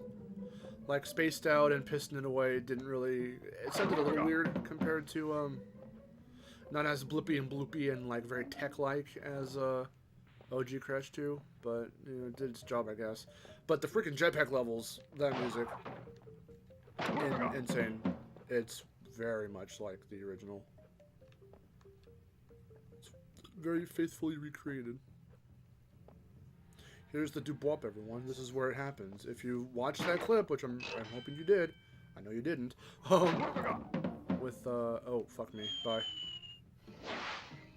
Can I get the one here? Yes, I can. Yes, I think I can. I can't remember. Let's see. Lights Out's very weird. No, I have to do this one first try. That's right. But it only has like 20 or so crates in it, I think. Fumbling in the dark, thank God you only have to get like halfway through Once you get the, which gem is it? It's not purple. What have I got? Maybe it's purple, I can't remember. Yeah, doop-wop, doop-wop, doop-wop. It's from Baby Geniuses. What have I got? Yeah, you need a gem, a color gem, to get the gem, the clear gem in, Fumbling in the Dark. So you only have to go halfway through the level. Thank God. But you're not going to get on this first roundabout, so... Because I think you get it when you do the lab? Which gem does the lab have? I can't remember. What have I got?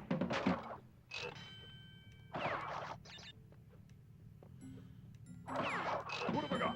What have I got? Shit. Keep running. Oh. Yay! Fuck. I hate these levels. Have you played the DLC for KO? No. They were supposed to give me codes and they didn't. They gave me a code for the original games on Steam. But I never got codes for the Bend the Rules DLC. But even as it stands, I still have to beat the base game. I still fully intend to You platform didn't it. give me codes. What are you doing with your life? I still fully intend to platinum it. Huh? Okay.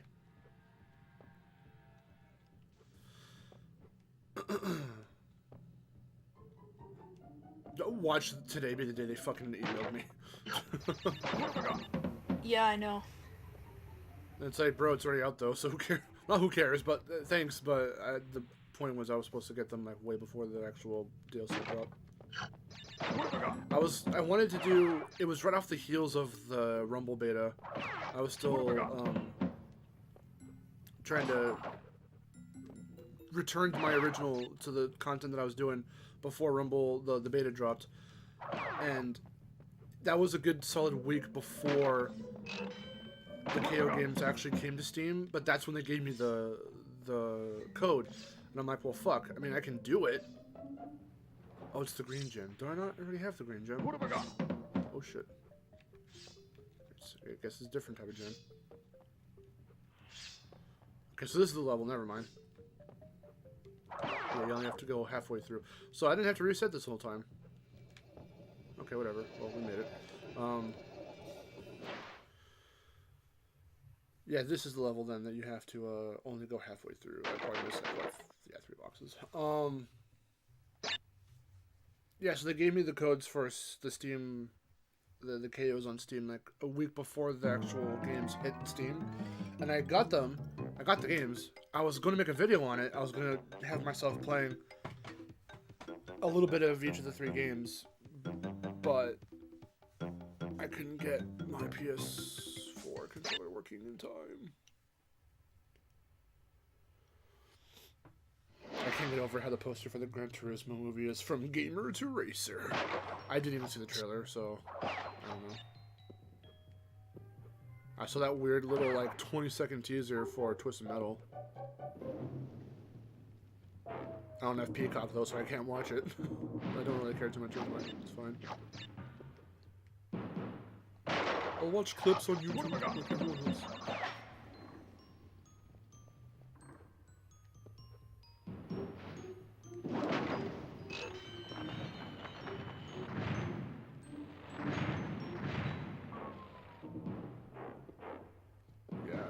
So I'm gonna get Cortex on here. Do I have the blue gem?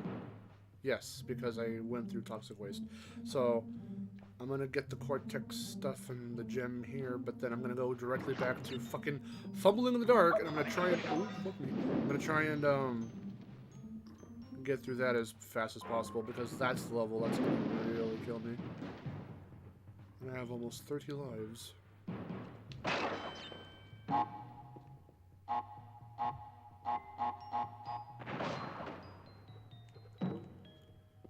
So instead of leaving that one for last, like the last time I 100%ed this on stream, we're gonna try and just get through it as quickly as possible.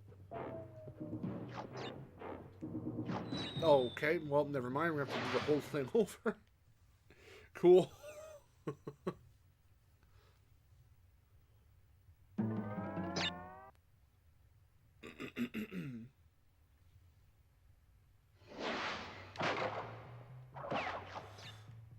Alright, let's try that again. Boop. Look how green this area is. I often forget how green this place was because they made it like a weird, like, typical rocky brown color and insane. What have we got? This is the Jade Palace. I don't know. What is that from? What's the Jade Palace? That sounds familiar. Oh, you're right, it does, and I don't remember. Somebody, what's the Jade Palace? I said that as a funny, but I feel like that's from something. It sounds like Kung Fu It Panda or is. fucking something else. I think it. Oh, is it Kung Fu Panda? Is it? I don't know. Somebody look up on Wikipedia. Or like, just Google Jade Palace. What is that? It sounds very familiar.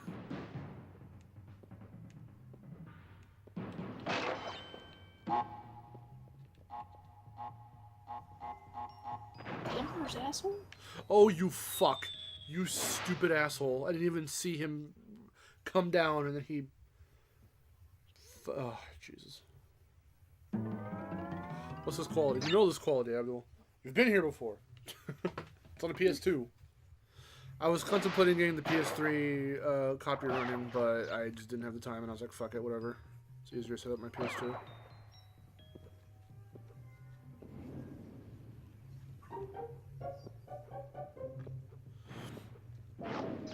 It sounds like some Kung Fu Panda shit, but I can't remember if that's what it was. What have we got? Jade Palace.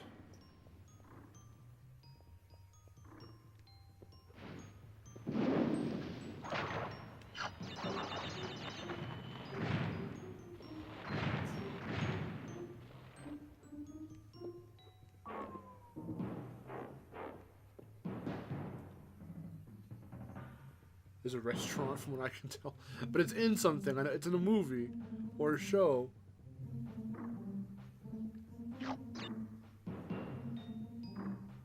The Hang 8 grain. The ones that crashed here exactly the original color palette. Ooh. That was stupid.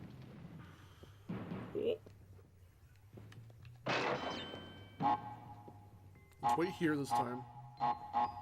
Stupid fucking spider that I didn't see. I jumped. I swore I jumped. Oh my god, Jesus, I'm fucking up so bad. Now I'm hyper aware of what I'm doing because I'm trying to get 100%. This is why I don't go for 100% normally.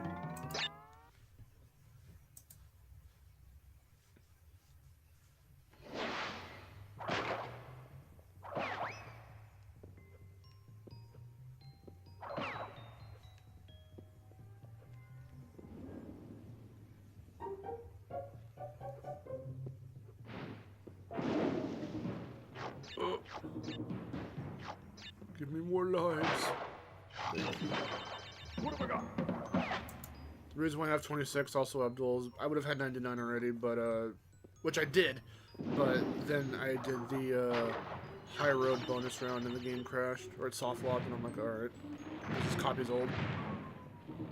So we had to restart the game.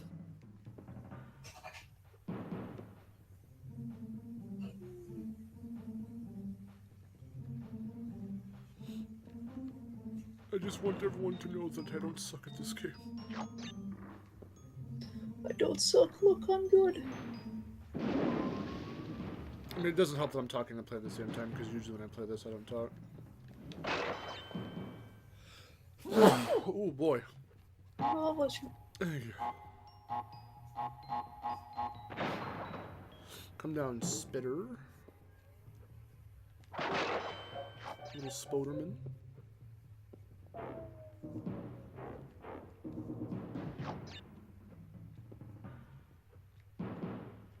It's not about the money, Spider-Man. It's about the Mets, baby. The Mets.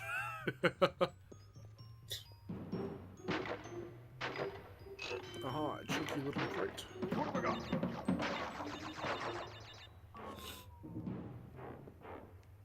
What? Get out of here. Get out of here. Why do they put these Akus here? There's no reason to be invincible. It's like a big troll. Like, why do they put these here? It doesn't help. I'm gonna do another one probably. Oh, it's what? So this can be satisfying? It's very satisfying spinning through these.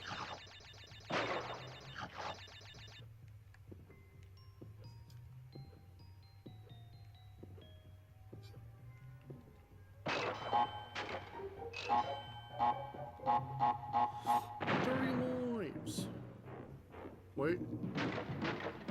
31 lives. Wait. Oh, I'm close to 32.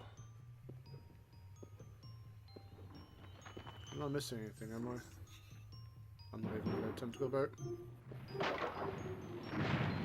don't think I'm missing anything from me. Don't crush me. Oh. Yeah.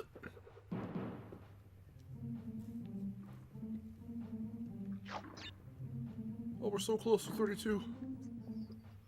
Oh my god. 32 lives.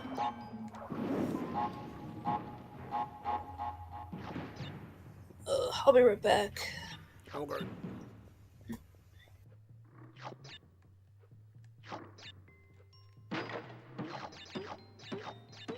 Five, 6, 7, 8, 9, 10. There he is. Alright. Crash Beyond, thank you.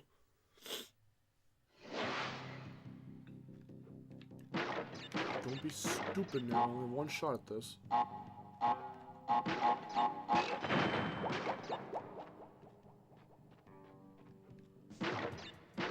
Fuck, that's right. Here we go. Okay. Crazy matter, awesome. I've always dreamt as a kid that there'd be a box kind of for the game, but I never originally got. Lo and behold, instant happened, and here we are. I mean, that's a good quality of life improvement. Of course, Crash 1 needed the crate counter, and for crates not to reset every time you died and stuff like that. It does make Crash 1 a lot easier to go through for Insane.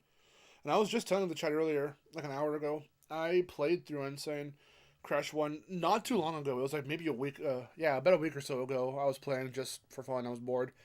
And I had my PS4 in my room, so I was like, oh, why not? And I played it again. And it's been a while since I've touched Insane. And no, I just picked it right back up, and it's as if, you know... And I was saying, it's because, you know, the OG Crash 1 and Insane Crash 1 obviously have very different feels to them and stuff. And, like, control-wise, engine-wise... Obviously, the games were made in different engines. Crash 1's engine, this Crash 1's engine is very unique to this game. Because Naughty Dog themselves made it from the ground up. Versus fucking Insane made in Alchemy or whatever. So, you know. I said Unreal before, but I meant to say Alchemy because I forgot Vivi had their own weird engine. They've been using since like the 2000s. You know, at this point, because it doesn't matter, I shouldn't be doing the bonus rounds actually. So I'm not gonna do them anymore. Since the other ones, whatchamacallit crashed on me, the high road, I'm just not gonna do the bonus runs anymore.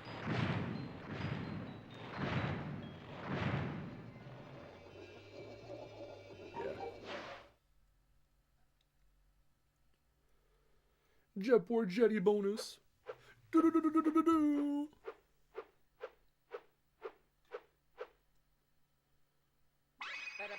We're almost towards the funny number. We're getting there.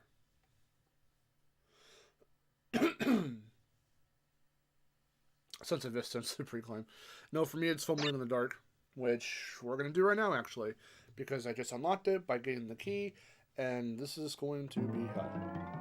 So, we're not doing Castle Machinery yet. In fact, you know what? No.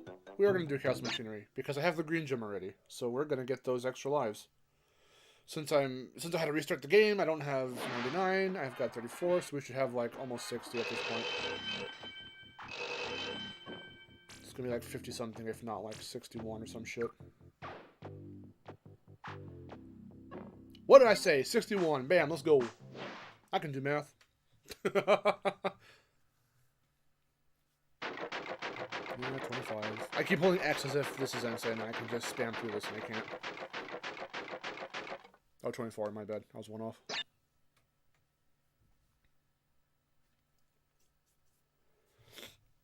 Yeah, the bonuses are only there for you to save the game, and that's it.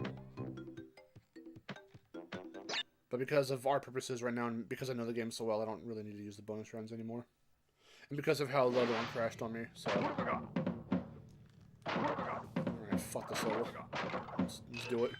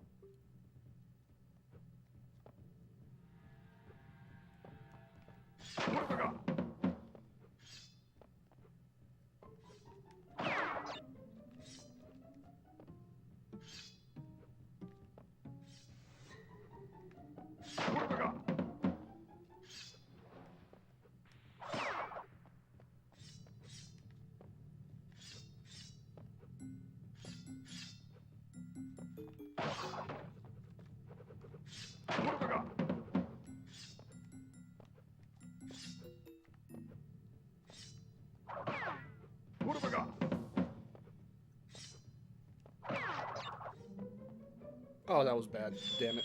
I was like, can we one-shot this? No.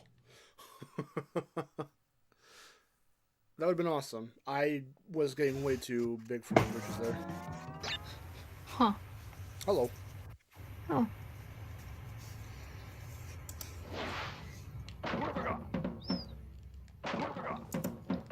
We've made it to the worst level in the game. We're trying to do from in the dark right now. And the reason why I feel this is the worst level in the game, now that I'm seeing this more and more, and now that I'm older, I think it's because, combined with the pendulums and the spiders, those are the real run killers, I feel. Because they have you stopping and going at the weirdest of times. Especially when they're in tandem. Like, you have to watch out for spiders and still avoid the, like, spin spiders and not run into them.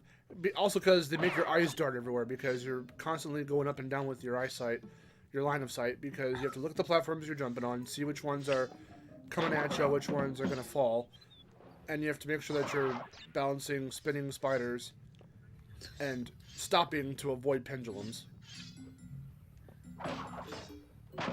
So this level is very all over the place, even though it's relatively short. I think it's longer than Lights Out, but it's still like a relatively short level. There's the good, this jumping fool. Fool. Oh, fuck. Don't fuck with me. Oh, shit. Don't fuck with me. I have the power of Crash and anime on myself.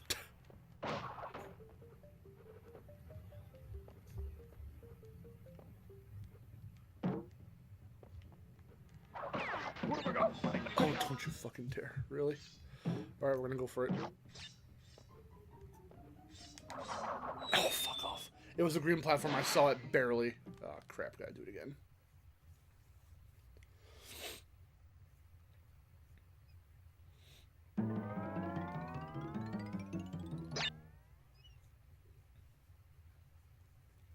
Yeah, the crates don't matter for the bonus rounds for this version, which is good. But because VV are sadistic, they were like, nah, they count for insane. You have to know how to do those bonus rounds, especially the Brio and Cortex ones. They're still doable, but they are a little tougher.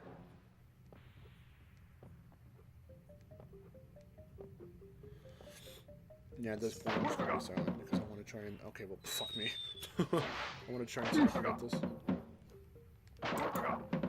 If we can get done with this level, then the rest of the game should be pretty okay. Because we got the majority of all the bad shit out of the way, I just gotta do High Road over. And then we have to go back to, like, the easier levels and get all those gems, and that shouldn't be very hard at all.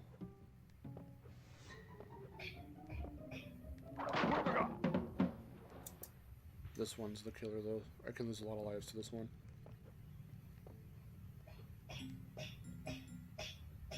Someone's hammering. I know. Who be hammering? I don't know. Stop. Hammer time.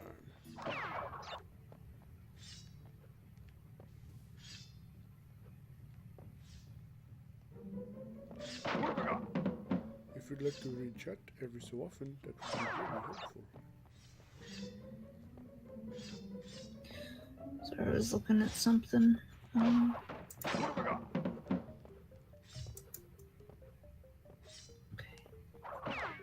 What have I got?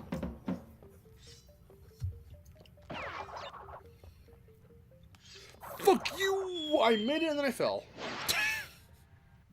God damn it. Wow. I made it Very and then I fell. Because I didn't think I made it.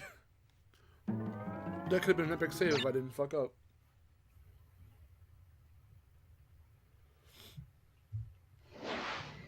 What have I got?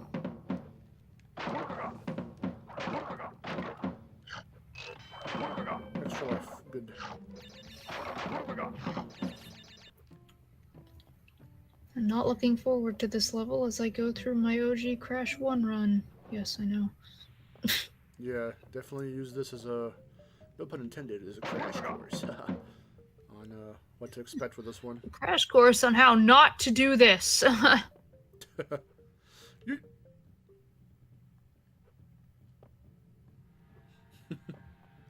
What have I got? And because I know the general speed of the pendulums and everything, that's come I'm like sometimes waiting, sometimes just going right through them and being like, yeah, I can determine where they're gonna be by the time I jump. Because usually I can. Everything's on a very predetermined pattern. So once you see the speed, you see how they go. Typically, you can just go right by them, like that. I had no fear about that one. For just random example, some of them I can just go through. What have I got? Trust the physics. Not that. Maybe wait and see what's going to happen. This level also gives me so much fucking anxiety because it's a dark level. Yeah. So I have no idea, because of how fast I'm going or how fast shit's loading in, where the back and forth platforms are going to be. And that's what's killing me right now. In this very specific instance.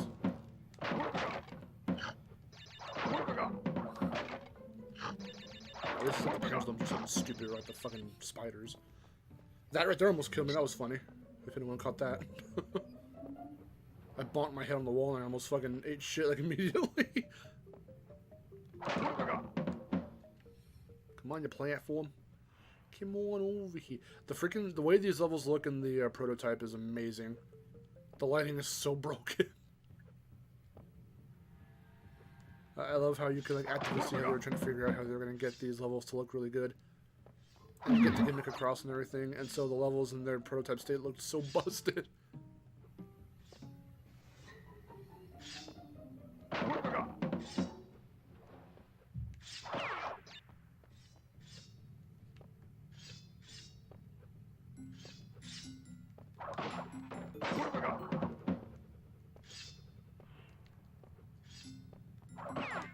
What have I got? Oh, fuck me. I just whiffed that jump.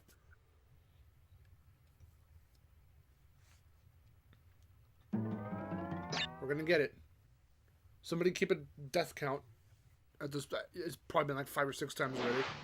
What have I got? Cortex, you're an idiot having the same picture twice. What is this? What is this Death the Kid symmetry ass? The same picture on both sides. On these walls, on both walls.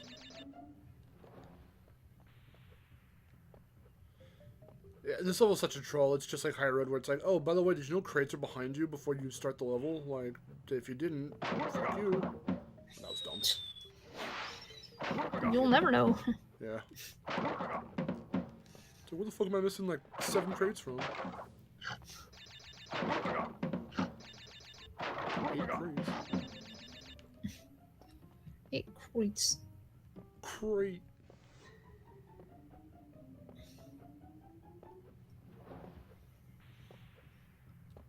Oh great, and I've got. Oh great, I have to wait because of the crate. Whoa. Oh, great. I gotta wait, because great.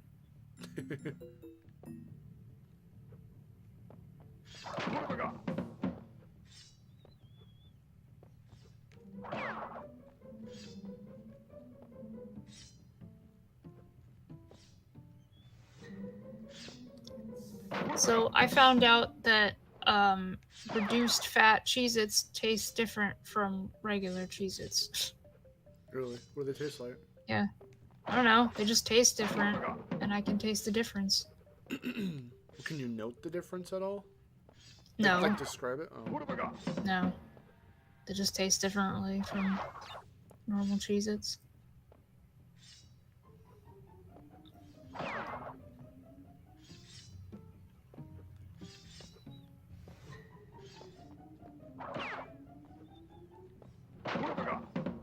Spider. What have I got? Fuck me. Nope. Fuck me. Spider. Hey, spider. Oh shit, cool. Go, go, go, go, you fool. Spider. Spider. Haven't died yet, bitch. Spider. Spider. Spider. Ooh, fuck you. Yes. Didn't take too long. Couple attempts. Oh, fuck. There it is. Yes. Give me the funny number. If you don't give me the funny number, I'm gonna get pissed. Give it. Give it to me. Yes. Yes. 69%. Oh my god, that part with the spiders is like, it's just like the dark version of the high road. It is so fucking anxiety inducing, and it's because it's dark instead of foggy and white. Oh boy. Okay, so that's done. 69%, yeah! Okay, now we can do Castle Machinery proper and get that gem, and then now we can play the game again like normal. Oh, thank God. It didn't take very long. I think when I did my first 100% stream back when I first got this new setup, it took me way longer to do that level because it was the last level of the game I had to do. That's when I was like, this time we are not saving that one for last. We're gonna get it through, get it done as quickly as possible so we can just be done with it. Oh, thank God. I can breathe again, finally. I can commentate like normal now. What have I got? Whee.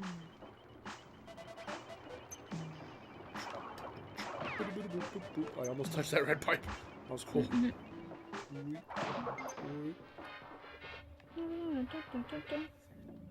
I love this music. I feel like they did a pretty good job with the song too in Insane. It's not the exact same, but they did keep the and that's at least good. Yeah, that. Yeah. Oh, so you can admit that some songs in Insane are good, but there's none of them in Reunited that you like. I mean, they. Sorry that they did it worse. Okay. What? What do you want me to say? I don't know.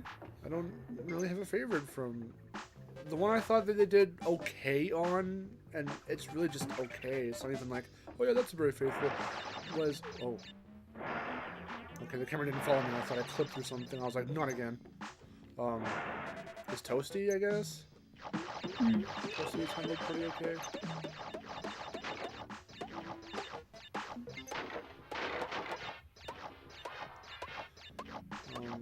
It's really hard for me to find a song from Reignited that I actually like the new version of, because I don't think really any of them were done that well. I mean, I know it's harsh to say, but like, Spyro has a very specific energy, and I'm sorry, but Steven Vankov did not capture that energy, despite having Stuart Copeland fucking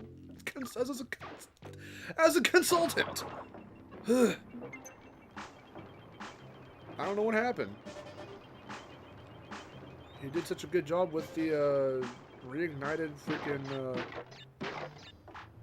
theme. I don't know why they just have him come back and just do the whole soundtrack himself. He could have found ways to like not just recreate the same songs again, but he could have found a way to like make them sound cooler. And he has the, I wouldn't say the talent, that sounds too harsh on Vankov, but he has the like ability to like really capture the oomph. He created the oomph for Spyro. Yeah. He could have preserved the oomph. The oomph! Steven just didn't do it right. Or justice, I guess. He didn't do the soundtrack's justice, let's say that. In my own opinion. I mean, other people probably think, oh, but the dynamic stuff was cool and all that. It's like, okay, well, then you think it was okay. And that's awesome. There we go.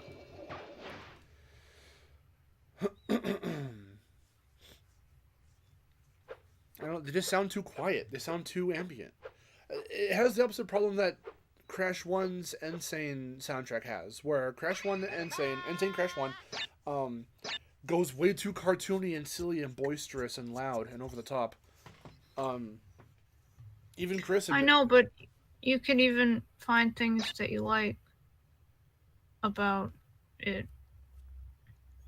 I mean, yeah, but what, for Insane? Yeah.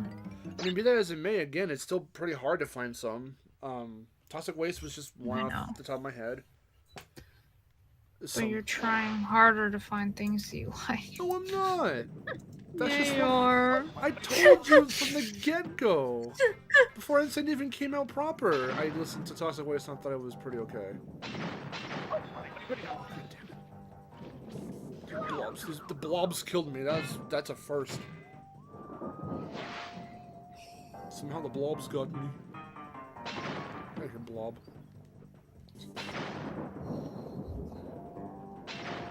You are, because you don't like Spyro as much as Crash. What are you talking about? I don't know. Who made the video on the petitions? Who signed the petitions? You did. Who made a video immediately after we were sick? Before Ensign even was revealed, we were like, yeah, Crash is pretty much set in stone because of these teases, but what about Spyro? And that was my name of the video. That was me. I love them both. It wasn't you, you're a fake gamer. I'm a fake gamer, everyone. I forgot. I'm sorry, you reminded me. Oh, I'm sorry, you reminded me of a fake gamer. Oh, God. I'm sorry, guys. I'm just playing this for clout. I don't actually like Crash. I don't actually remember playing any Crash games. Finish it, finish it. What would I say? What would I say? Once I would put in the disc, I would black out as the spirit of the Crash suit guy possess my mortal body once again. Yeah, how come he hasn't played the games? We haven't seen him play, well, he kind of did. We saw him with the controller in the very first ad. Like, he just talks shit. He never played the games. How would he know that they're good? I would love to get into contact with the current Crash suit guy and have him on the Bandicoot. That'd be awesome. So how's it feel wearing the suit? Well, it was great. It was great. So have you played any of the Crash games? No, I don't play video games. I swear to God if you said that. Do I trust this? I don't trust this. Whatever. I said I wasn't going to do these anymore. I was in the first game! Said Brio as he hulked out the one and only time in Mind of a Mutant. The one and only time. It is. He didn't even Hulk out in the boss fight because you don't fight him. You vaguely throw something in his general direction, and you probably hurt him, but he's too fucking far into the distance to tell what you're doing to him. I like how most people say, like, even if they think that, you know, so, well, a lot of people don't like Titans or Mutant, but when they're just like, Titans was okay. Mutant I couldn't stand because there was too much backtracking, and I was just like, but it's funny. Why don't you like humor? Laugh! Oh, fuck It's off. funny, and I think the mutants, like, I think some of their redesigns were really cool, and their powers were more fun to use. I mean, I know you like him, but I still think Stench's was really weird. I like the more... Stench's is, I mean, it's weird, but I like it because he's just a Birdman in a spacesuit, and it looks cool. Birdman in his spacesuit. It was so strange. I'm like, what? He was very animalistic and like savage in Titans. I actually like that a little bit more. He looks like I a like real little Birdman. creature. Oh, fuck. You like Tony Hawk? I didn't know I like Birdman. What's Tony Hawk? Who's Tony Hawk? that. That's his little moniker. That's his little... Well, his skate, like, company is Birdhouse. But sometimes they call him Birdman. I like Birdman with skunk tail thing. Bird skunk. What is he supposed to be? He's a skunk and a parrot or something? Yeah, he's a skunk bird. Skunk bird. He's a jelly bird. Jelly bird. Yeah, I like that one. And the TKs were super cool. Well, the TKs are awesome. I like them. They're silly. That assistant lady thinks they're hot.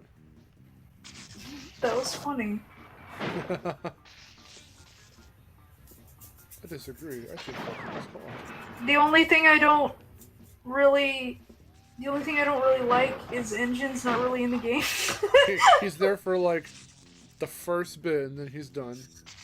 Yeah. You threaten to punch him in the throat. It's It's very, still like my favorite Crash game though. very like, violent for. because I it's did so the same fun. thing again. Very violent for a Crash game. Punch him in the throat. I know, but also, well, he's in the credits at least. He says a funny thing in the credits. I was laughing so hard.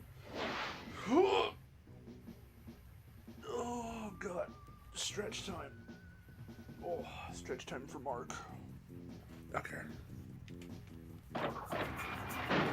Also, some of the art styles that they use are not the most appealing.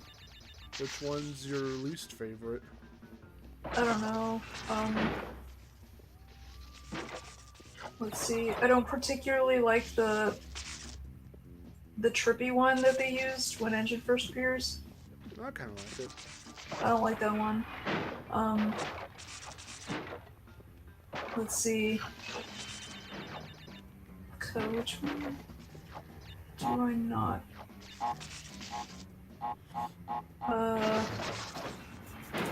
I mean, I don't want to say like I dislike the one where you're the one where they're talking to Nina, I guess. Like the one where Oh, yeah. they kiss and she takes like that's okay. It's not the worst, but like it's just eh. It's not my favorite. What about the weird hand Like- puppet one? I actually like the puppet one. There you go. The puppet one is cute. This one Coco says the mother of all TiVos. Coco knows what TiVo is. Also, TiVo's not even around anymore. I know. That's what's funny about it. That's why I like Coco it. knows, but now nobody knows. It's like this the weird same dated humor, but again. Sorry, go ahead. it's like this weird dated humor, but at the same time I really like it. Yeah.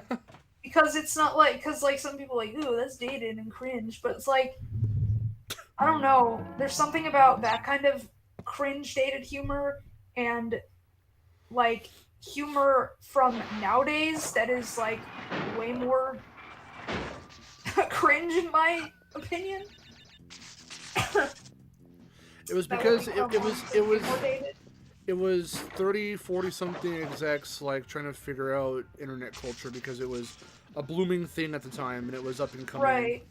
It's mean- because the internet wasn't like as big as it is now, No, and but that's kind of why we were I'm okay with it. we were pairing teenage cell phone culture with internet culture, and so we would get whatever lol, lol, omg, texting, calls, internet, whatever, and that's some of the basis of my Over Mutants humor. That's the come. I'm like, it's not exactly Crash, I would say.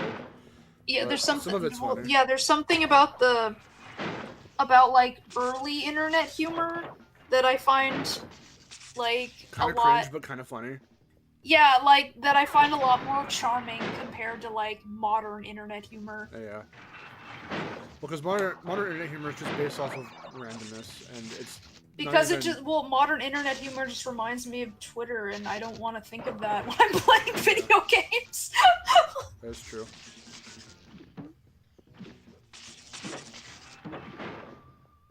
Hey, look, I finally got past that section, which never gave me trouble at all in my life ever.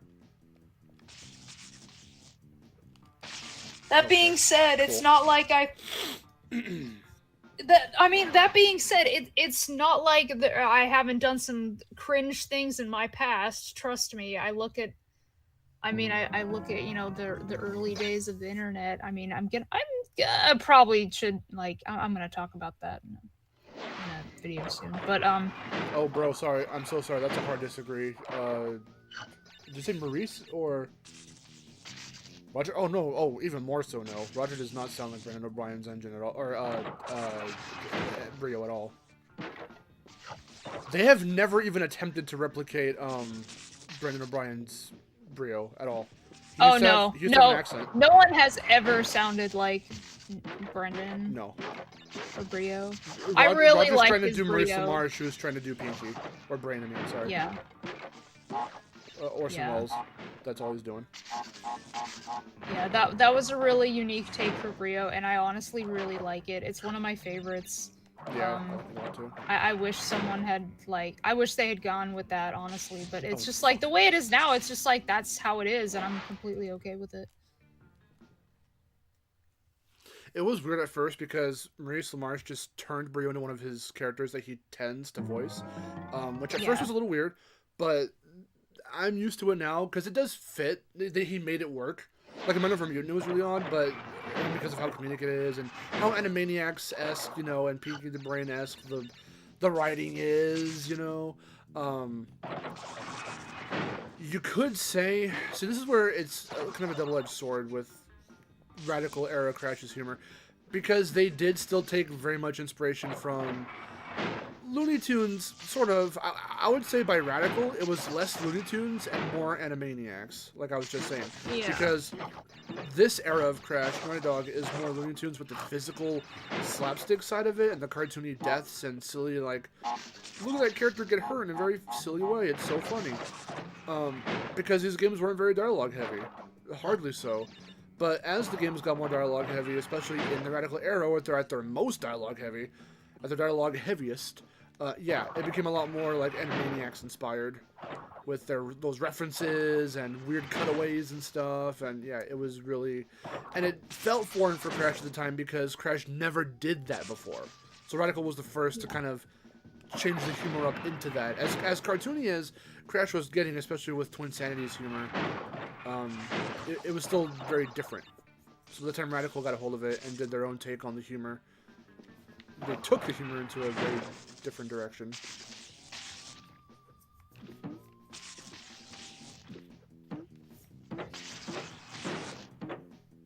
I feel like it's really hard for me to explain why I like that era of Crash so much, and what exactly it did to my brain to think, wow, this is what Crash is to me. This is what Crash should be. like Yeah. kooky and zany and weird, like, and like humorous, funny shit. Like, I don't know He made the why. It's not like these games were super serious or anything, except this level is pretty serious. But like, Oh, the yellow gem. it's just something about that where I'm like, You know, and it may have been biased. It may have been just biased because like I didn't like what Spyro became, but I liked what Crash became. well, it's funny because probably because the older Crash games, which you probably didn't play like a whole lot of back in the day, had a very more. It was straightforward and more gameplay than anything else at the forefront. So the humor. Yeah. The humor came in the deaths, and the humor was married with the gameplay. It wasn't separated from the gameplay. But then Twinsanity comes around, and now his animations are a little spunkier. They're a little sillier. They're a little more cartoony. And then you've got the cutscenes, spliced in between the Right. gameplay. So now we're kind of splitting the humor from the gameplay. The gameplay is meant to be wacky and cartoony, as Crash has always been, but the humor is now separated from the gameplay, and the humor is now because now we've got more room on the disc for more dialogue and more, amazing looking cutscenes with crazy character animations and shit. And now we're being able to, get them to be more expressive, more this and that. So I think that might be where it comes from. And, Yeah. And Radical just full on went with that. When I think about how like how excited I was for like Titans and like it's like it mostly comes from the fact that like, whoa, Crash games have cutscenes now. Like like that's what it boils down to, because the thing is when Titans came out, I didn't play anything like before that. The last thing that I had played before Titans came out was CTR. So I didn't know about any of the other games. And I think I knew about the Cortex, but that's it. But it reminded me, because like those style of cutscenes reminded me so much of like the PS2 platformers that I was playing at the time, like Ratchet and Clank and Jak and Daxter and Sly Cooper, and I immediately thought of that, and I was just like, "Whoa, this is the type of game that Crash is becoming now. That's awesome!" Yeah, that makes sense. And like, it's just that, it just kind of reworked my brain a little bit, and I was just like, "Yeah!" Yeah, so for Then me, when it came to Spyro, it was just like, "This is Lord of the Rings." But seeing that for Crash, being a kid who was there for the entire evolution of the series, it was of course really cool to see, because for me, not having played Jak or Ratchet or anything, a Crash game had never done that before, so it was very new to me. But I was very accepting of it. But the older I was getting by the time of the Radical era stuff, I was like, oh yeah, it's still funny, don't get me wrong. It's very much still funny. It is a little weird to see exactly what kind of jokes they're making. Like for Uka to randomly say nipples, or for him to imply by calling them short bus students. I'm like, that's weird. That's really weird. Yeah, it's like, I'm like, that's Animaniacs humor. That's not Crash humor. Really, yeah. I mean, but like, I didn't know that. Like back then, I was just honestly, I was just playing because like I thought like, oh, cool creatures, blah blah blah, and the cutscenes. It's funny. Like I thought the things that I understood were funny, and then I didn't like there were other things that didn't even. If I didn't understand it, I didn't think about it. So. Well, yeah, no, that makes sense too, because I didn't know exactly what short bus students even meant, because I didn't know what he was even saying when I was younger. But at some point, I didn't even look it up. I just clicked on like, oh, what? Oh, hey, fuck you, Hog. I was like, oh, that's not a Crash joke. Like, that's really weird. It's so funny. Plus, Clancy Brown, for his time, around this era of the mid-90s, late 90s, he wasn't, besides, like, Mr. Krabs, he wasn't really in a whole lot of, like, voice stuff. And besides, like, Lex in the Justice League stuff, he, well, okay, in terms of video games, he hadn't done too many video games as far as I'm aware in the 90s. Yeah. Crash was one of his, like, first ones. So, like... And just the way with the darker atmosphere and the more kind of straightforward atmosphere of, like, this Frankenstein's monster story with Crash, as I like to call it. That's very much what it is, to me. It played with that sci-fi kind of, like, weird... But it's supposed to be silly and wacky and modern, so it has a modern... It's not a monster movie video game with an actual Frankenstein's kind of monster kind of plot to it, but it kind of puts a spin on that sort of, like... trope, as it were, I guess. The science experiment goes wrong, and yes, this experiment gains sentience and whatever, but it's this radical, you know, jorts-wearing dude. He's so cool. It's silly and funny. That's really funny. And it just worked, and that was kind of the premise sold itself, and the humor kind of, you know, came in the fact of, look at what we can make our character models do, which other video games at the time weren't really doing in 3D like this. Like, what, even Mario 64, what, those death animations? Okay, you have a really creepily realistic drowning animation. He falls over and slumps down and gets X's on his eyes for any other animation. It's kind of about it. He runs around when he gets burned, but Crash legitimately turns into a pile of ashes, or he blows up and his shoes are left. That's funny, you know? And no other characters were doing those kinds of animations at that time, so especially for Crash 1, just look in the fucking instruction manual, anyone who owns that, for any of the Naughty Dog era Crash games. The first game's instruction manual straight up advertises and full-on pushes, look how 3D the game is! Explore these 3D environments, and it's because of how brand new it was. It was something of a novelty Look at the how time. 3D. Yeah. Even the back of the covers, too, really push 3D game. It's amazing and whatever. And dazzling 3D graphics, spectacular color. It's pretty much what they were pushing. So the humor didn't have anything to really do with, look how funny our game is. It was more of, look how technically impressive the game is. Look how many tries we can have our characters. And look how many fucking, like, enemies we can have on screen at once. Yeah. Because it wasn't... Uga Uga with the Star Wars references. Oh yeah. So that's that's another thing.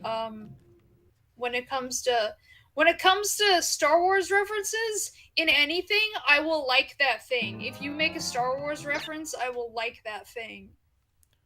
It's always been like that for me. I don't know why, but a tremor in the mojo. The last time I felt the presence of my older brother, Aku Aku.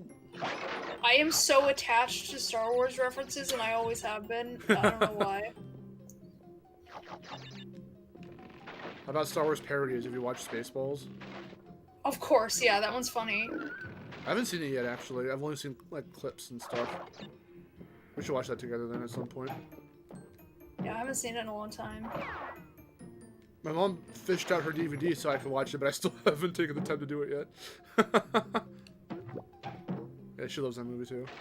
My mom has been trying forever to get into Star Wars. That's like when we watched we first watched episode 4 a few years back, and it made her jealous because she was like, dude, I've been trying to get you into that forever, and you're watching with your girlfriend now, and I'm like, I'm sorry! We just happened to put that on. So I was like, you at least gotta watch this one. It's a classic. Because I had told you, I was like, okay, well, any other Star Wars things we're going to watch from this point on, where I'm going to watch with my mom. I need to make it up to her. So we binged all the movies together. Hermie. We're in Star Wars now.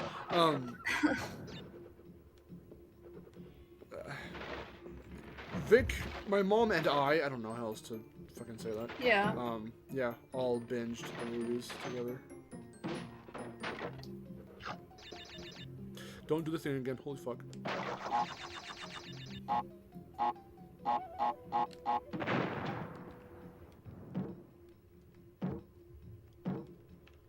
Whee. Rank all the Star Wars movies from best to worst? No. Because I don't think. Oh, both of us know. That's No. that's a flame more waiting to happen. Because I don't think in terms of best to worst. I think in terms of favorite to least favorite.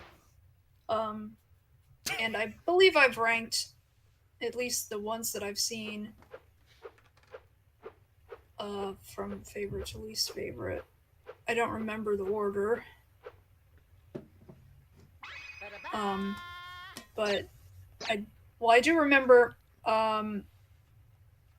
Okay, so my favorite's episode 3, and then episode 5,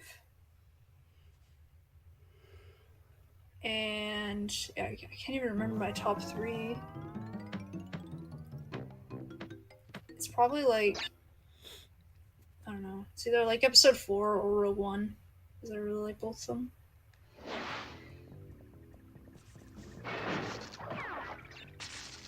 My least favorite is episode 2. Episode 2 was a little confusing. What have I got? The stuff with Anakin, I get more and more now. The more I watch, especially like analysis videos on him as a character and all that. But Yeah. when you get to all the political jargon, like I understand why it's there. I understand why they chose to make the prequels more political. Yeah, but I was a child. I wasn't gonna get any of that shit. For sure, yeah. Like playing like Lego Star Wars, they like completely skip all that shit and they're just like, look how funny Obi-Wan falls or some shit. It's like, okay. Yeah, I know. I love it. They knew how to dumb love this down Lego for Star kids Wars. and not really like overcomplicate anything, especially because it had no dialogue. The originals had no dialogue. Yeah. I think it's really weird. I love Lego Star Wars. I think it's really weird that Lego Star Wars now has dialogue and they make a lot of like in-jokes to the series. Oh, really? I didn't know that. Yeah, and the film, like that definitive one that came out where it's like the remake or like the kind of, you know, whatever of all the games or whatever the case was. Like, it's weird because they make a lot of in-jokes to the movies and opinions and things that Star Wars fans and stuff have and all that. It's really odd to see.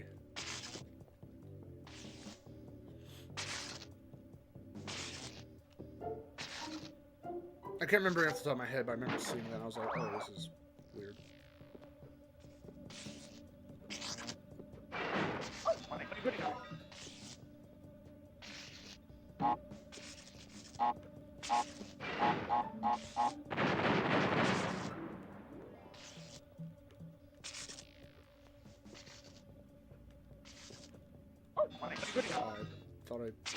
Oh, fuck.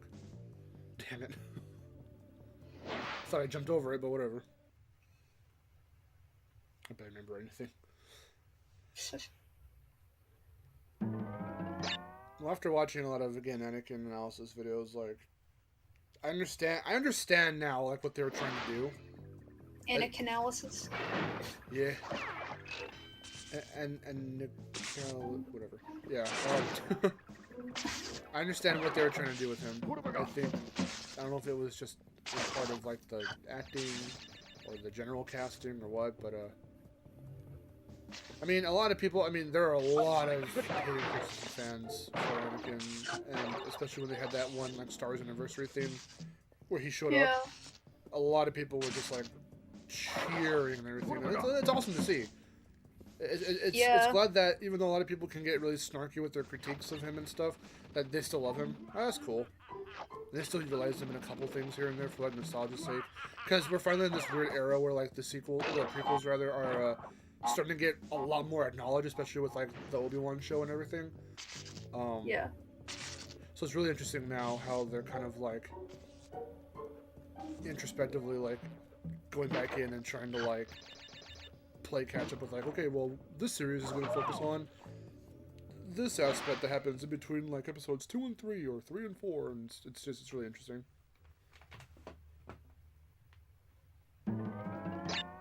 Why am I fucking up so hard on Cortex Power? I think it's because I'm talking. You're performing. Yeah. I'm a performer. You didn't beast all over it. What? I didn't go beast mode. I didn't go sicko mode on these fools. I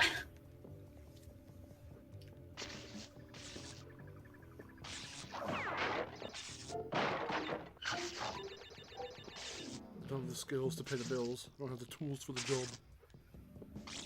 The tools for the job. What have I got? That's an in-joke no one's going to get.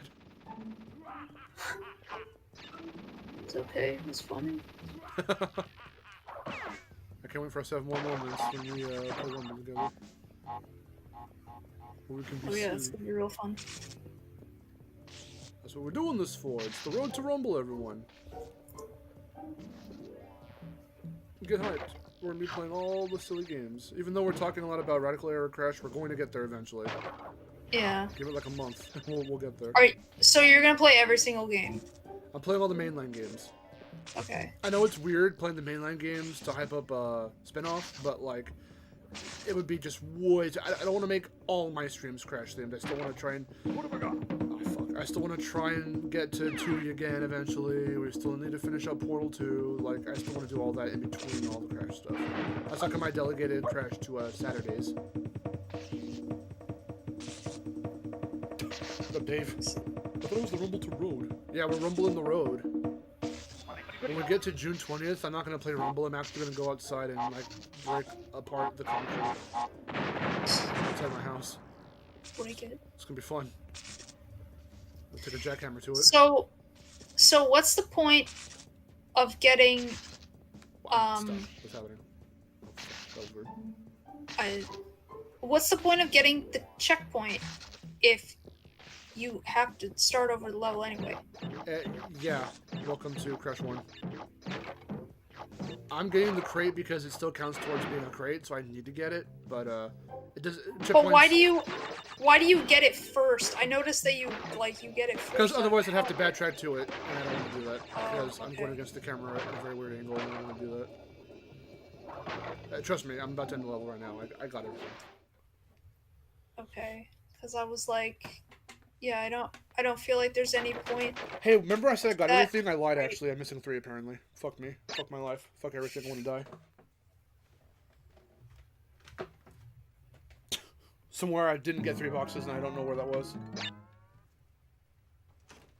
So, I'm sorry. What were you saying?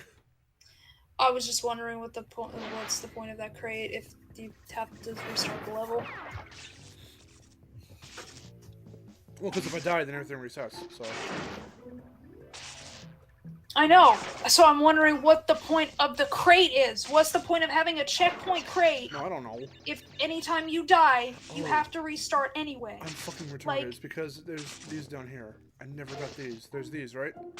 Oh no, these are lives. I just don't understand why they would even bother making a checkpoint crate. Yeah. I thought it was a me thing. I thought you were like critiquing me, like, why are you getting that if you don't? I'm like, because I have to. What are you talking Well, about? I mean, at first I was wondering why you did that, but then also I was like, yeah, what is the point of that even being there, though?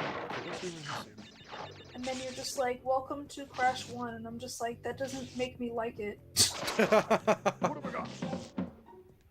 When's your 100% stream of Crash 1 coming, Aaron?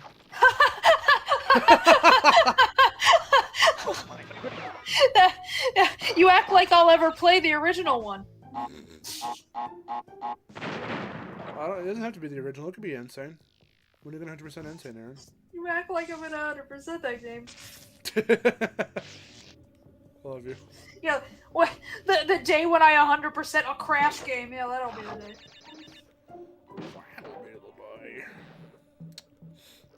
Let me see. Is there anything I'm missing up here? I know I don't have to. I have to backtrack on that. Oh, okay. So hold on, because apparently I'm stupid.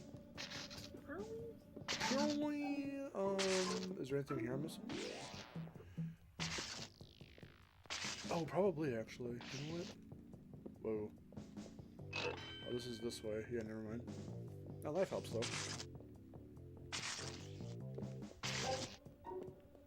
Yeah. I'm trying to remember my usual path for doing this. Somewhere I missed 3 crates, and I'm not sure What have I got? where that was. So let's see. Whoa. Yep. Oh, fuck me. I wasn't looking at the thing. Did these not fully go through? Oh,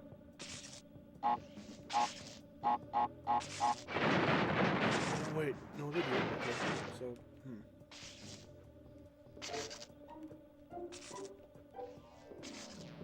Maybe it didn't stay for them all to blow up. Maybe that's what it was. Or I didn't go back. Oh, I didn't go backwards this way. That's what it was. That's what it was, I think. I think I have to come back this way. That's exactly what it was. Fuck. Yeah, there are crates over on this side I didn't get. I think that's what it was. You know what? Let me experiment real quick. Let me go this way. Because this is where I'd have to backtrack fully. Whoa. Well, there's one. I'm confused. Okay, whatever. I'm going back. I'm restarting the level. Boom, boom, boom, boom, boom. I love this music. Actually, yeah, there's another one. Cortex Power's Insane's version isn't too bad.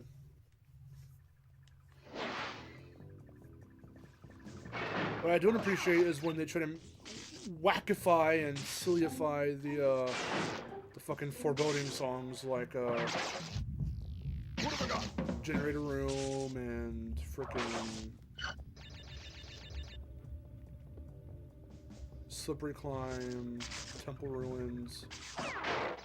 Those are supposed to have a creepy atmosphere because they're legitimately creepy. And you kind of just ruin that. Yeah. What have I got? I like these noodle stopper figures. I want more. Noodle stoppers.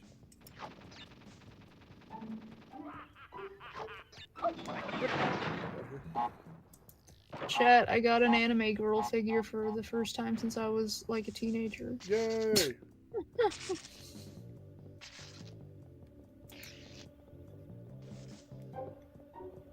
How very kawaii. Very kawaii. It's not exactly true. Well, what was the last thing I got?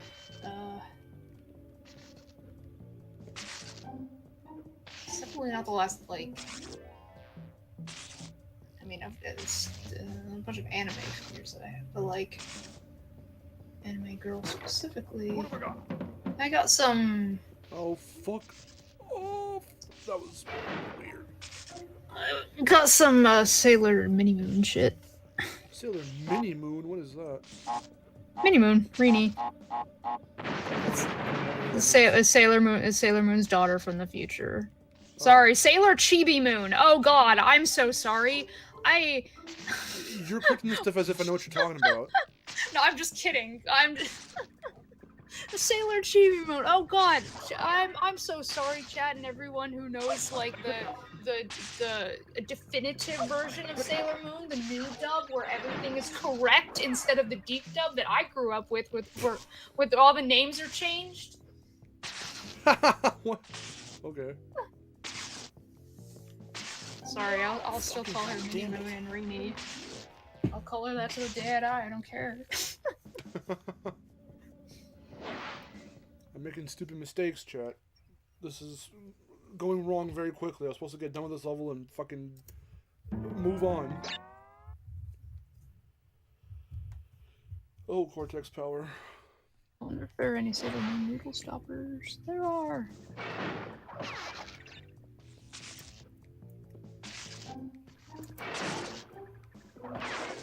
What have I got? Oi. I love collecting Wumpa. I like doing drugs. Okay. I like doing drug. That's why Rumble's the game for me. What have I got? Because it contained drug. Oh fuck, we're going this way first. Get up!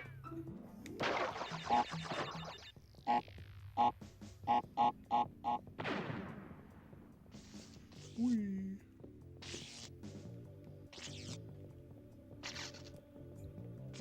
This game was very detailed for 1996, and that's one of the reasons why I like it. That's one of the 5 billion reasons why I like this game. It is so detailed.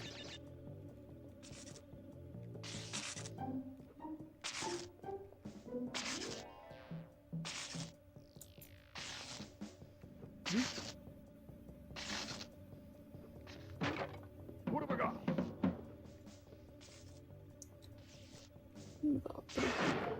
Whoa.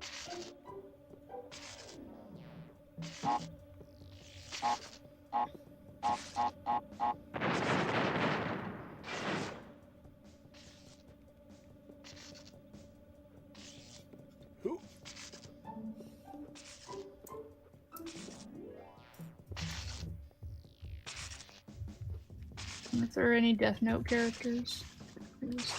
Hey, there are.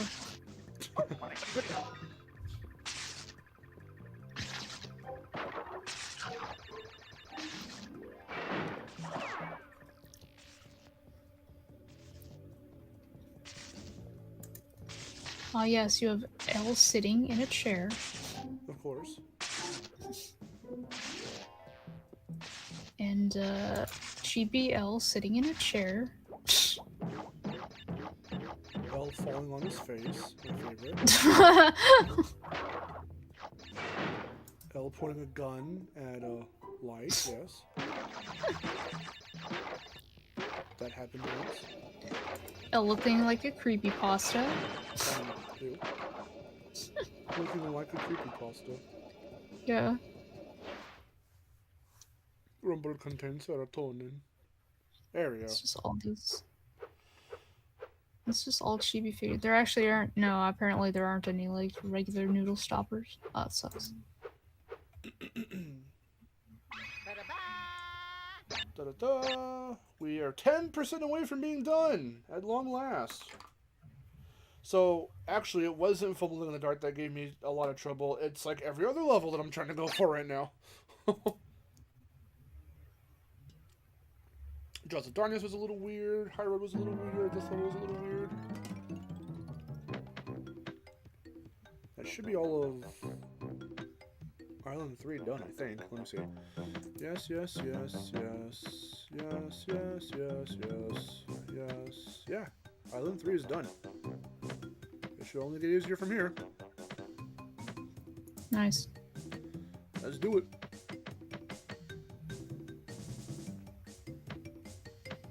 Yeah, we never did Whole Hog. Let's do that.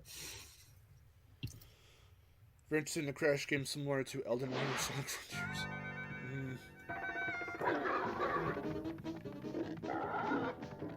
That's a little too open world. I don't know if Crash can really pull that off. I don't really want like a Breath of the Wild Crash game, really. That feels more in line for what Spyro would do. Spyro would go like true open world and have it to where so you can have your damn free flight. Don't think I didn't see Cody Merrill's freaking. He was in the stream earlier. I saw him. Don't think I didn't see him. Damn free flight can finally be implemented.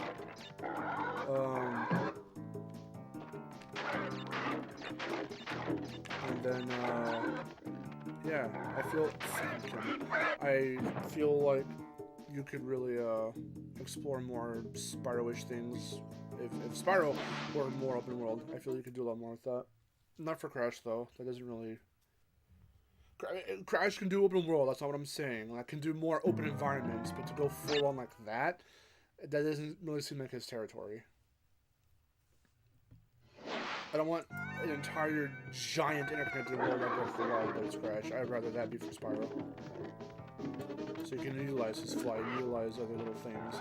But even then, I'm not even saying I want the next Spyro game to be like super duper open world. Like, not even that. I would like to see another Spyro game that uses home worlds and levels, or I think I did. Or you could kind of heroes tail it a little bit, and Heroes tail it. you can make them interconnected. But if you have to put a loading screen in between or whatever, I mean, who cares?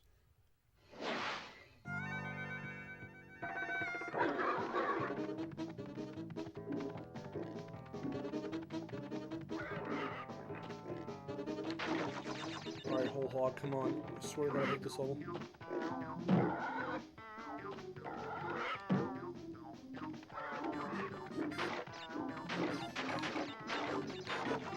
I don't know it as well. Well, I say I don't know it. That was stupid. I don't have the layout as thoroughly memorized as I do with because I don't do this level very often. You have to unlock it. And that's a concept Crash never really did. Unlockable alternate levels. I mean, I suppose... I said alternate. I suppose you can count the timeline levels as that in Crash. Did I fucking really go over it looks like I'm stepping over that crate. I legit fucking like touched it. Whatever. I suppose you can consider the timeline levels that, because you have to unlock them, but it's not like in the same way, because you play as a character for story reasons, and then you happen to unlock those levels after, because you play as that character. Versus here, where you have to do a specific bonus level, 2 specific bonus levels that are very unique, complete that bonus level, get the prize at the end, and that literally unlocks the levels for you. Like, I want to see that kind of premise come back. That type of mechanic or whatever. It's a Kaiba noodle stuff.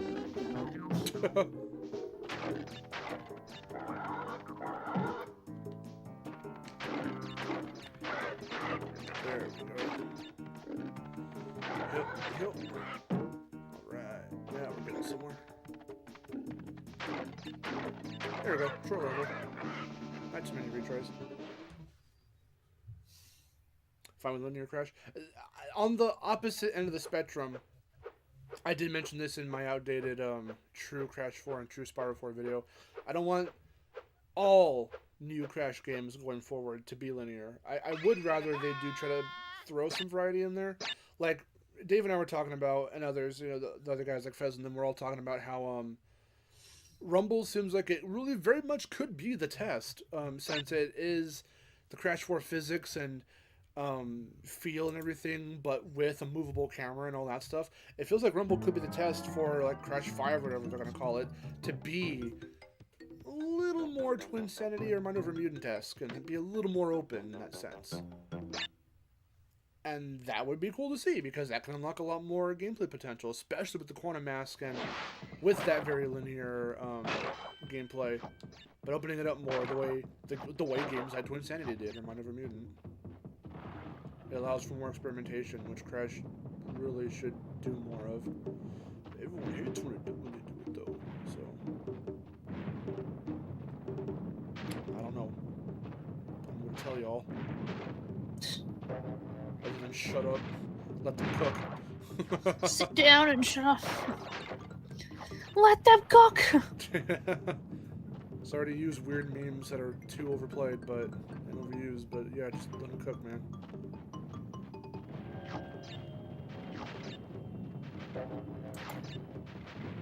Can't wait for when we start to see Crash 5 or Spyro 4, and everyone goes through the same shit again that they did with Rumble. Oh, it looks like garbage, I'm not touching it, and then a demo comes out or something, and they're like, you know, it wasn't that bad.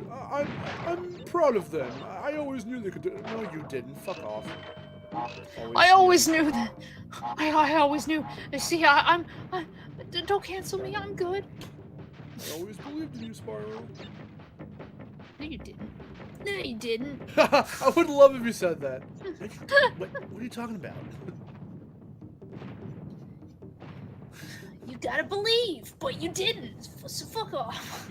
You shoot some. For the next Spyro game, they have to put a little gun in Spyro's little hand.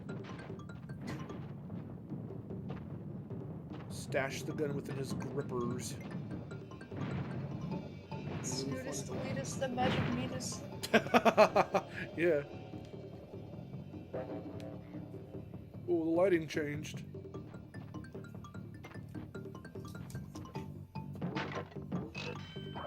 I don't know if it's just the way they made the floor or what. This is the one instance in OG Crash 1 where the level design, or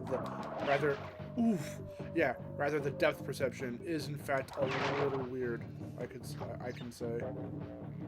This is where you could consider the depth perception to be a little funky. How much longer are you gonna go? I'm almost done. We're hitting 100% and we're almost there. Okay, I'll be right back. Okay. Oh look, the only time Brio's face ends up on a structure. Huh. Yeah, we're almost there. We're at 92% and we're about to hit 90 like 3 or 4 right now.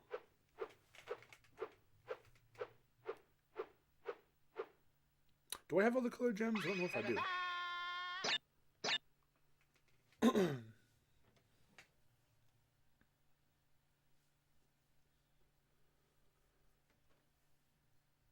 And that's, yeah, pretty much. If Crash 5 goes open world, you best believe all the elitists are going to maul dry until release, and then suddenly there are a few changes when they play it. But then the next game after that's going to come out, and then they're going to compare it to Crash 5 and be like, nah, Crash 5 was always shit. That is what they did to Insane, and are still doing to this day with Insane. They're like, when Insane came out, they were like, Insane shit, whatever, it's garbage, originals are better. And then, after a while, before Crash 4, but after a while, they were like, warming up to it, and like, oh, you know, I was playing Insane again after like 3 years, and it's actually not that bad. And then Crash 4 comes out, and it looks amazing, whatever, and they're like, oh, damn, these character designs, they're so good, man, Insane looks like shit in comparison. And it's like, what? Okay. What? Fucking hypocrites? What's happening here? Thank God these lives reset. Also because I had to reset the game, so that would be why.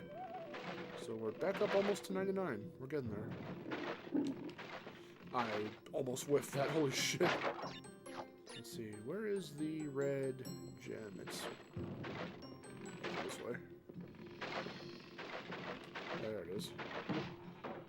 Hello, gem. That I can barely see. It's so see-through.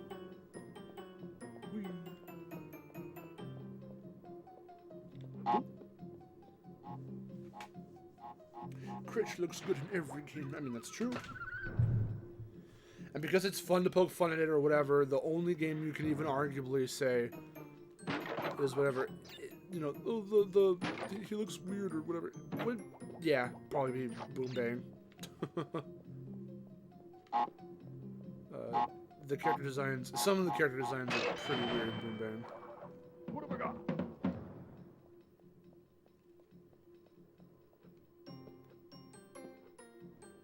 Crash, since they took from his Twin Sanity design, he just looks really odd. He just has a huge plastered grin that never leaves. I mean, Twin Sanity, it was kind of the same thing, but like, no, it looks very creepy. Somehow they made it creepy in Boom Bang. Oh look, we're already at 91 lives. We're almost there.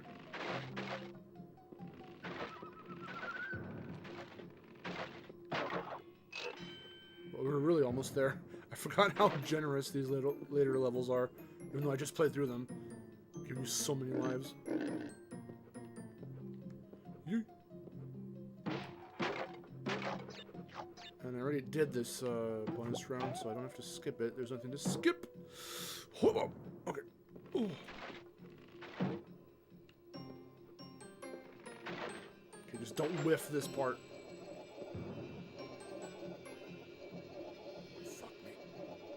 Fuck me. Fuck me. Oh. Oh. Oh. Okay. Ooh. Wait, there's more. Oh. Hold on. I fucking forgot they changed that. I forgot they changed that. I'm stupid. That was a complete and utter insane thing, I think, was continuing on after that part there. And then there's like a second end gate. I think you have to come back towards the screen, if I remember right. What have I got? And insane, they try to make you avoid doing that. By making you continue onward.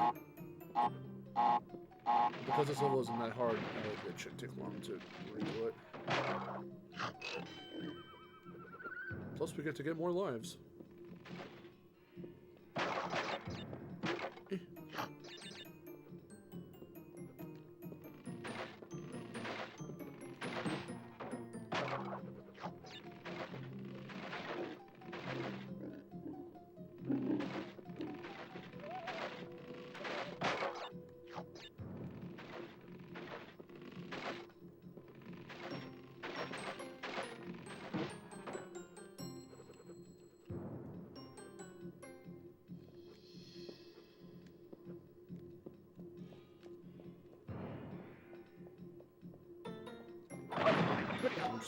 We're gonna get an alcohol anyway, so I don't care.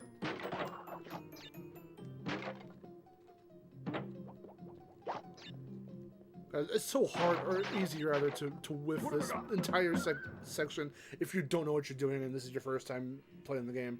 Because You do all this stuff, you get up to this thing, and you're like, well, what do I do here? I mean, now, of course, you can accident your way into it if you try to jump and see if there's any out-of-frame crates, and then you land on the iron crate in the center, but, like, still, you have to get kind of lucky. If you're not flailing around everywhere, then you can hit it. Otherwise, if you are flailing around, you might not hit it.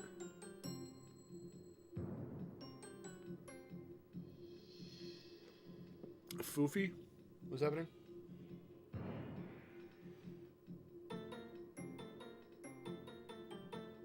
I don't mind insane stuff. I just think Crash 4 is a breath of fresh air. I mean, no, it makes sense because... But again, you have to come at it from a perspective of each of these games, like the post-hiatus stuff, from Insane to Nitro Field to Crash 4 to Rumble, they're all learning off of each other. And even from Insane to Reignited, they learned off each other. Because Toys for Bob did support work on Insane and then headed the full development for... Or headed development, I should say, for Reignited. Yes. And Beanox helped and did support work for Reignited, and then they headed Nitro Field. So, like, everyone just works off of each other and learns how to better use the lighting to their advantage, make the characters look as good as they can in certain lighting, and how physics are supposed to work and all that. And I think the more you see how they did it, it's like, no, yeah, they learned off each other. So, of course, Crash 4 is going to look a little bit better graphically and visually than Insane, and stuff like that. Like, but that's no reason to say Insane looks like shit in comparison. It was okay for its time. It did its job. I still think Insane holds up today. But I don't even look at games graphically too much anyway. I usually, when I played Insane, again, like a week ago, I was just focused on, alright, let's see if I still have a grip on the physics and everything. And I do. So, I mean, it's whatever.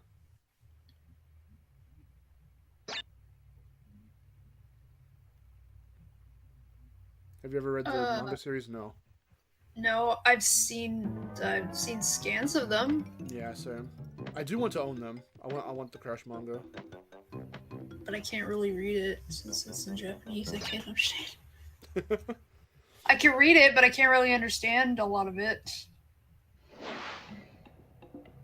Yeah, who mentioned Foofy? I'm trying to remember. Oh, do you remember the Cub Crash Foofy? Footy. Footy. Oh my god. That fucking iceberg video. That iceberg video makes me very sad. It makes me laugh. It makes me laugh, but it makes me very sad simultaneously. Yeah, Foofy was that one dude, Abdul. That one dude. Yeah, like, you know what that means. Don't know who Foofy is. Yeah, Foofy is that one character. If you look back at some of the concept art for Twin Sanity, he was this from the Crash Evolution era of the game, or stages of the game. He was that little weird glowing character that wrapped around Crash's arm, and you could use him like as a grapple and shit. Don't know what his purpose was supposed to be in Twin Sanity proper, but in the either it's the instruction manual, the strategy guide, or both, you can see a render of Nino holding this little plant-looking character, and that's what the new Foofy looked like for Twin Sanity. It was completely redesigned. By the time the game became that, and then after that, they just kind of cut him because they had no idea what to do with him. Just type in Crash Bandicoot Foofy, and you'll see like all of that.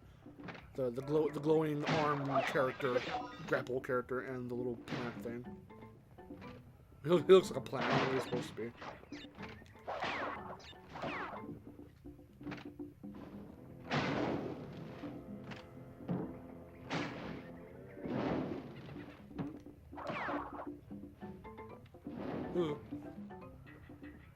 The pink elephant was cool. Like, he looked silly and he was just supposed to be for Bandicoot Coco, but I like how they actually utilized him.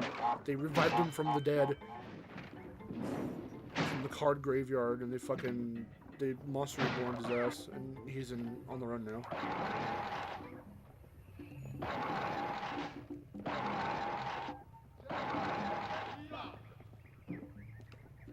If only they could do the same with Evil Crash and Coco.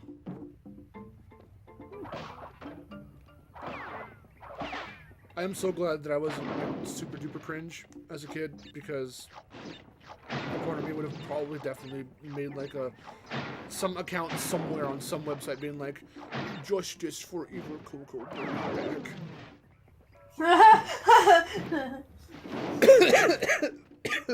I would have loved to see that. You really wouldn't have though.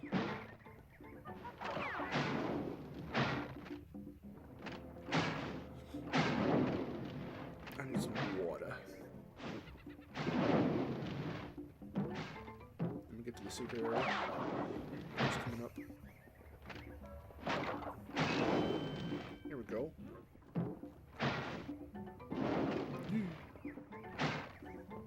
Yeah, let me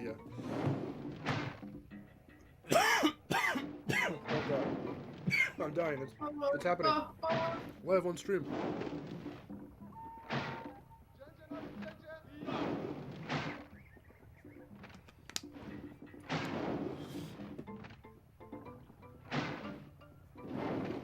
Spores. Wait. Foofy's a weird name. Yeah, I don't know. Yeah, that thing. Yeah, that was one of the earliest designs for Foofy. Back when the game was supposed to have a hell of a lot more of a sci-fi feel than it ended up doing in the final game. 99, we're back! Can we get the glitched 100? Probably not. I don't know what causes that to happen. I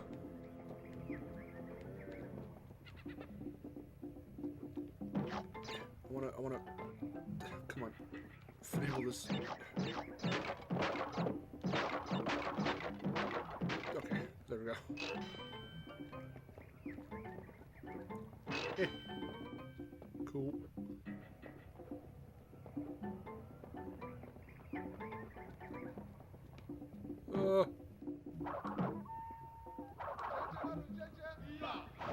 Fuck! I thought they just expect you to drop back down afterward. And that's something Insane fixed. They gave you an extra red gem path where you could or a platform where you could ride it all the way back down.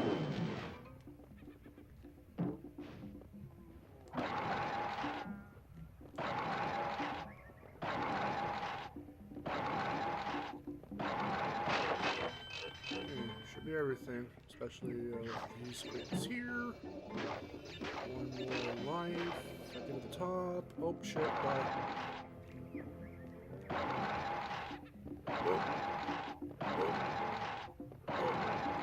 Let's see. One more crate at the top. Yeah.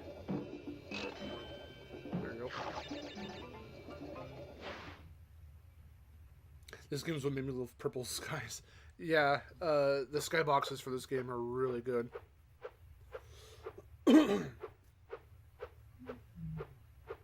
Crash goes to heaven.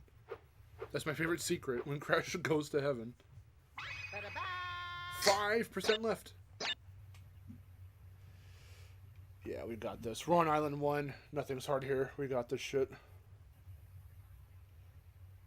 I say as I'm probably gonna die like 2 or 3 times on the secret path in Great Gate. Crash and Medieval made me appreciate water in games. That's interesting. Appreciate water. The water in the water physics. I really appreciate it. How do Naughty Dog expect you to find those invisible platforms? They give you just enough sometimes. Like when the camera randomly changes, kind of like when it does this, and it kind of like when you like turn to the camera and the camera kind of like shifts a little bit. Like that's like your one indication. But it is very subtle. It's just very subtle. Secrets are just like that in games. Used to be. So, I don't know. I'm just used to it. I know where all the invisible shit is. It's funny to watch people play, like big YouTubers and whoever play these games when they haven't played them in a very long time.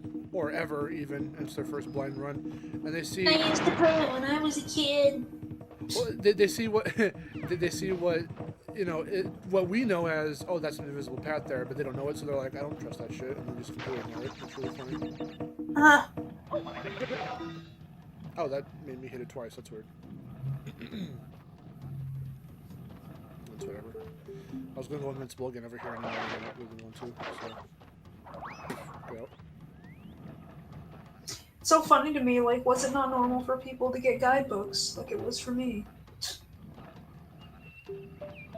Well, I had some, not a whole lot though, because I couldn't come across ones for games that I knew and loved and had, even just had.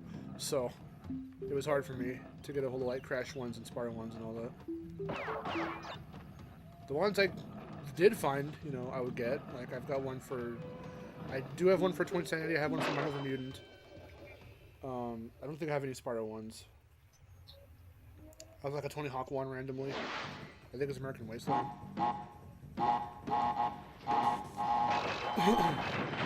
I used to have the guidebooks for Enter Dragonfly, Hero's Tale, New Beginning and the Eternal Light. Oh dang.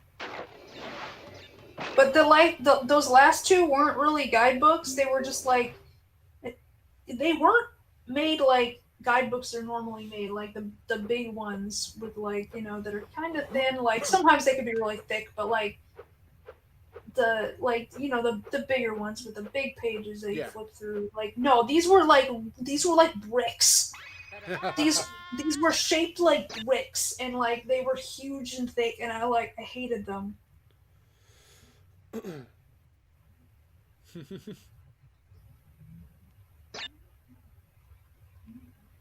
Water peaked with GameCube. Yeah, if you remember those TED demos, they did some very impressive things with water around that time.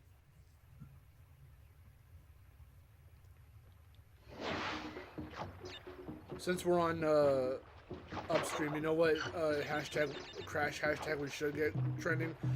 Justice for Orange Gem. What happened to the Orange Gem? It's only in like 2 games. Or just the one. I think Justice for Orange Gem, yeah. I think it's just in this game only.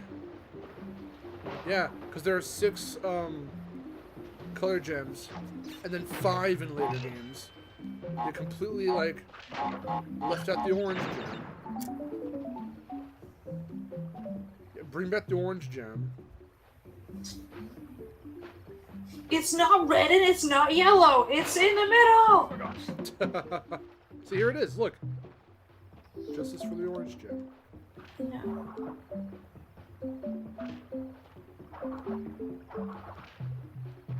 What? There we go. Okay, that was weird. I'm all spinning, and I wasn't breaking anything. That was odd.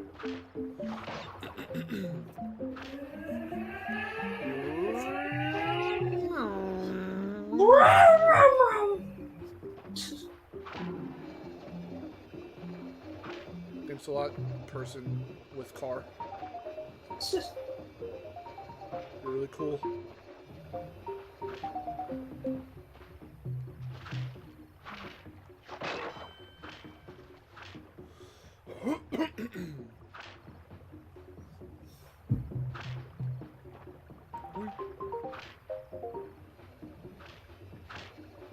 This is bad. Oh, the save. Orange gem for Crash Team Rumble. I missed a box. Fucking where? There were two of them, weren't there? I figured there were 2 of them, and for some reason I think I only hit 1. I thought it was lined up. Was I not lined up? Alright, we're gonna do that one again. Pedro el Gato, hello.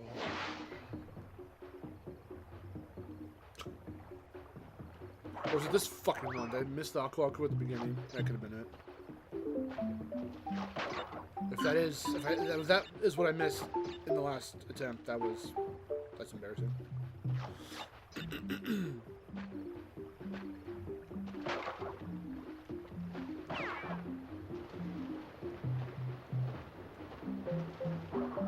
Hey. Oh. We.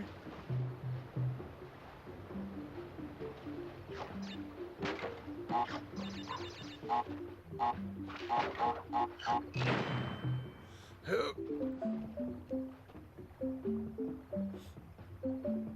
See that this music's good, calming, it's nice.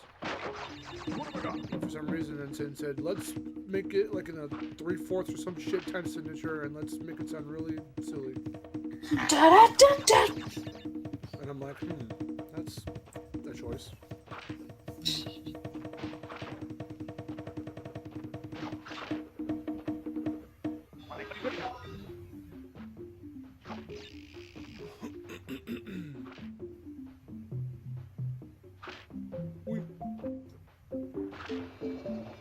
Okay, let's try this again. I shouldn't have missed anything now. Whee.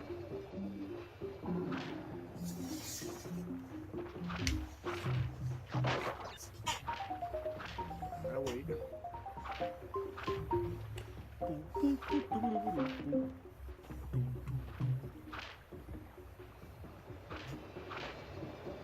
Go. Did we get everything? Yes. Yes.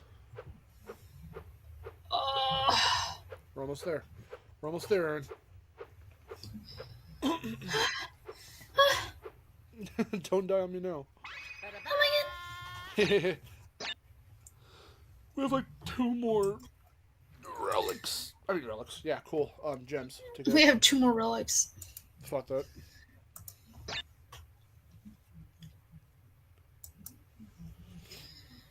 We have 2 more relics. Could crystals return on Rumble? I think so. These are the final 2 gems right here. Yeah, seeing as there was 1 mention of crystals in a more meta sense by Tana in Crash 4 didn't have any in that game. I definitely think that they will attempt to put them into, especially too because in the survey, which I forgot they'd said this. I said it as if it was an original idea, but they I think said it in the screen prior. In the previous screen, they were like, choose these game modes you'd like to see, and then for one of them where you choose like different multiplayer modes, if you choose that as one of your things, like your selections, it'll be like, what multiplayer modes would you like to see? But when they give the example in that selection, like, oh, like a horde mode thing, or like capture the flag. So I said capture the flag, thinking I was being original. I was like, but you can make it like a crystal, so it's capture the crystal. Like, try and get the most crystals and hold on to them or something, and then maybe like... that'd be interesting. Like, hold on to a big power crystal or something, and you have to like beat each other up to try and take control of it.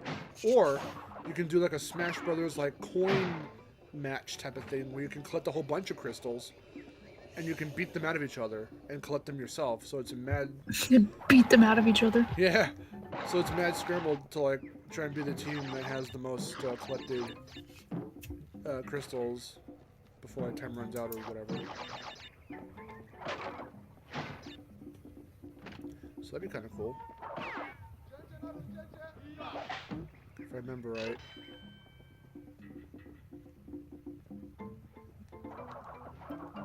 Did I do this right or did I do this wrong? I can't even go this way.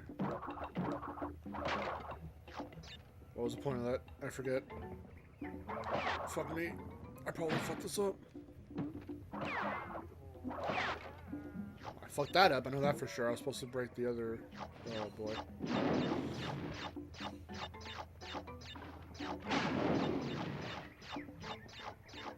Well, technically, no, I didn't fuck anything up.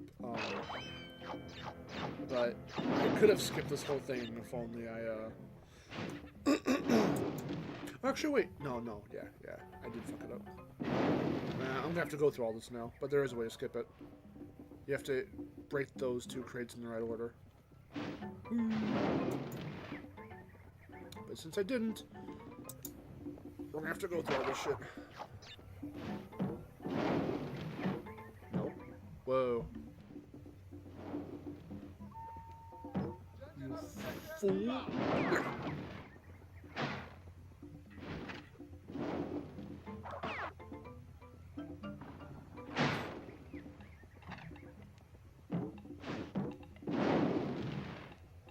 We.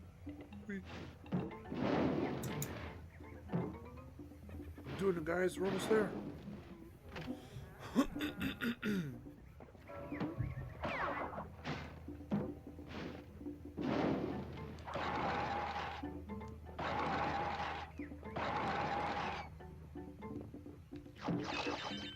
Hip. Hip. Hip. Oh, wrong way. Okay.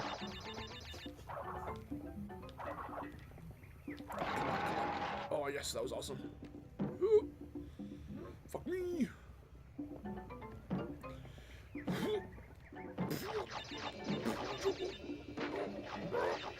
Yes. Did I miss any crates? I don't think so. Hopefully not.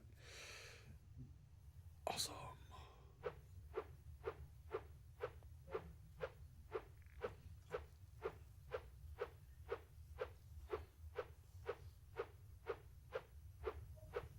We're almost there.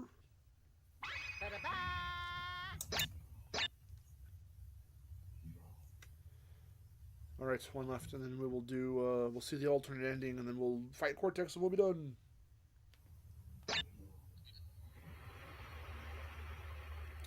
Floating copy of Crash 1 for the a sentient Crash 1 game as a character.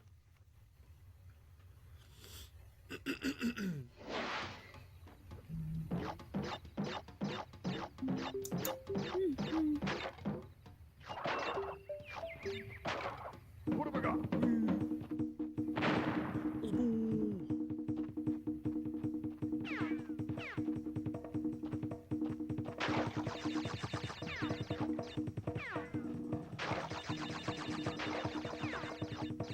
Hi guys, welcome to the beginning of the stream. We're barely in Jungle Rollers.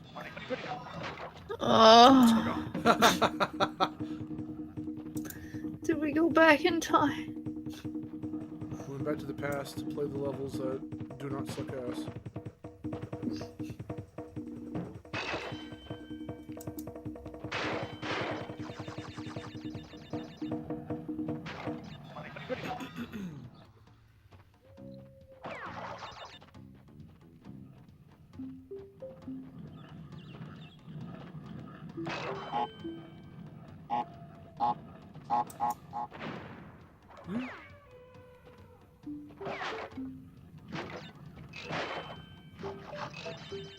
Look at all these lives I'm racking up that don't matter. There's a bunch of them. There we go. And give me that total. Do it. Fucking do it.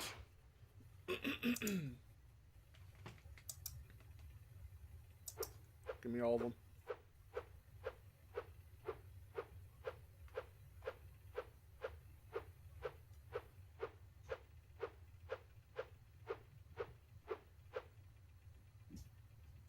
There it is. 100%.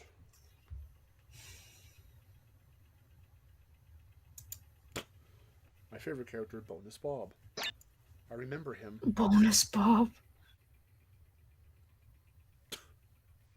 You know what's funny, unironically, is that they, Aku Aku, I don't think had a name yet by the time of this game.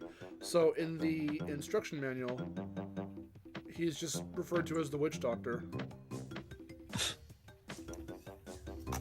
I want him to be Bonus Bob. I don't. Why? It sounds funny. I like Aku Aku as a character too much for that to be fully funny for me. Fucking Bonus Bob. I don't. Bonus Bob. So stupid. That's why it's funny. It's stupid. Yeah, but I can't. I don't want to. I'm glad that wasn't his actual name. I'm glad someone just happened to fuck up royally or whatever. Tona.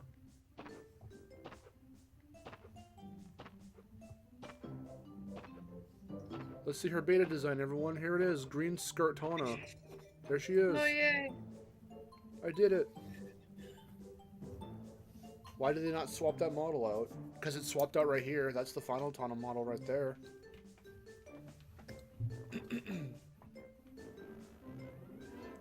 Something I don't think I'd be patient enough to do for Crash 1.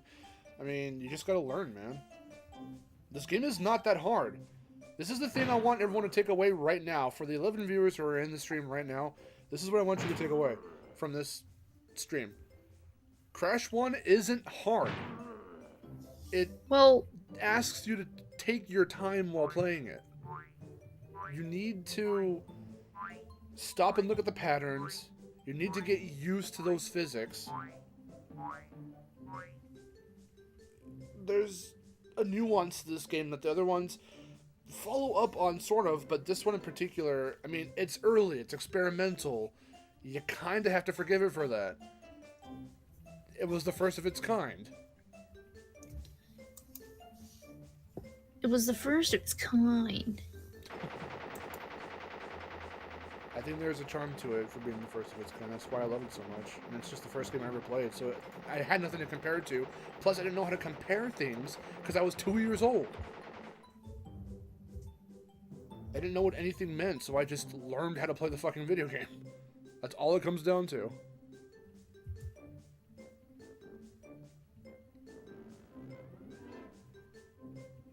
Brio learned how to become a bartender. Oh wait, that was what he did before he was a scientist.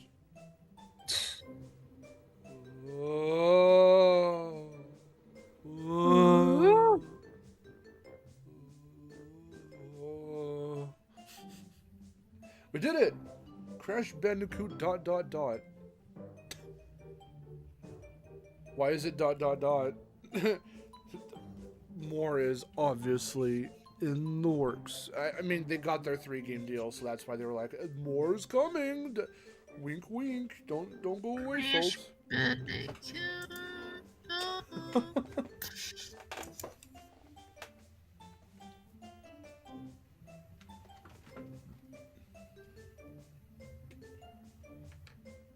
Yeah, Ripperoo is still the bad guy by the next game.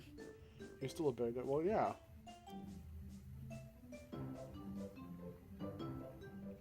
Just because he became smart doesn't mean he became good. I still stand by my entry from the Iceberg video that Ripperoo, deep down inside, could have very possibly become one of Cortex's, like, most valuable, like, allies, or like cronies, because that underlying brilliance probably could have been put to really good use if it weren't for the fact that he's still insane. Yeah.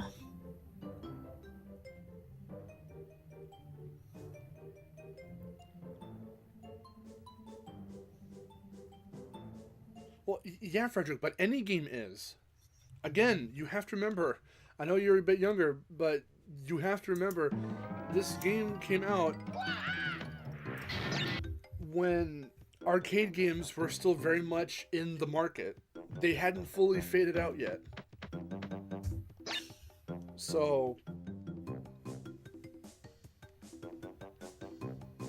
like arcade games, Crash 1 is very easy to pick up. That's why the introductory levels are so good. But by these last few levels and these last few boss fights, yeah, it's going to ask, like any good video game should, it's going to ask of you to pay more attention and to be aware of more shit going on screen or whatever the case is. The level design, of course, is going to get harder. That's just par for the course, dude. Like, but no, everyone says Crash 1 is too hard. It's too challenging. It's impossible. It's the Dark Souls of platformers. It's this and that. No, it's not. Dark Souls was legitimately fucking designed to be a tough, hard game. It is not a game for beginners of those types of games. But Crash has a different nuance than that.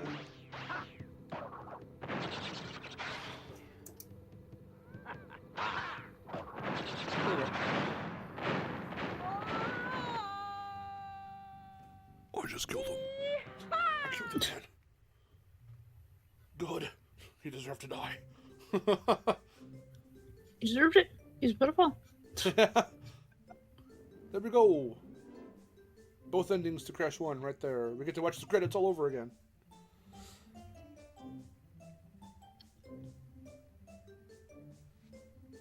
Well, I don't know. I mean, I would also say it's a bit too reaching to say that the game in general is just hard. Because it's not. Not in general. It gets a little more challenging by the end, for sure. But the game spent the first 2 islands prepping you for what the third island was going to do. So in that sense, there is still a very nice, consistent kind of curve. Like learning curve, and even difficulty curve. I would say it's very steady. I don't think it goes, okay, it's going, bam, like real steep. Like, no. It doesn't do that.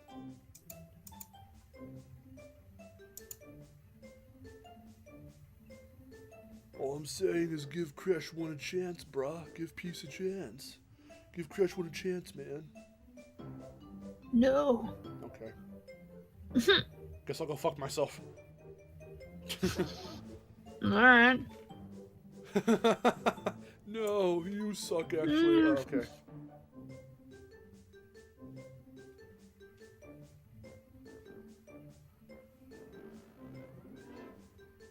Mark Mothersbaugh and Josh Mansell.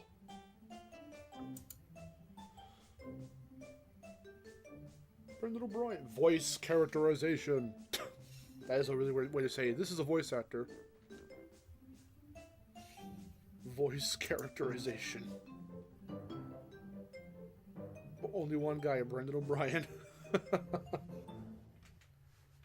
Such a small team, but such a good fucking game. Crash 2 is going to be next week, actually. Yeah, so that's Crash 1 in the books. We're not going to beat every game 100%, and we might not even beat every game on stream, because I'm only doing 1 stream per game. So I want to give myself enough time on a game-by-game basis to be able to try to beat each game. Like, we'll be able to beat Crash 2 and Crash 3 because they're pretty easy to go through.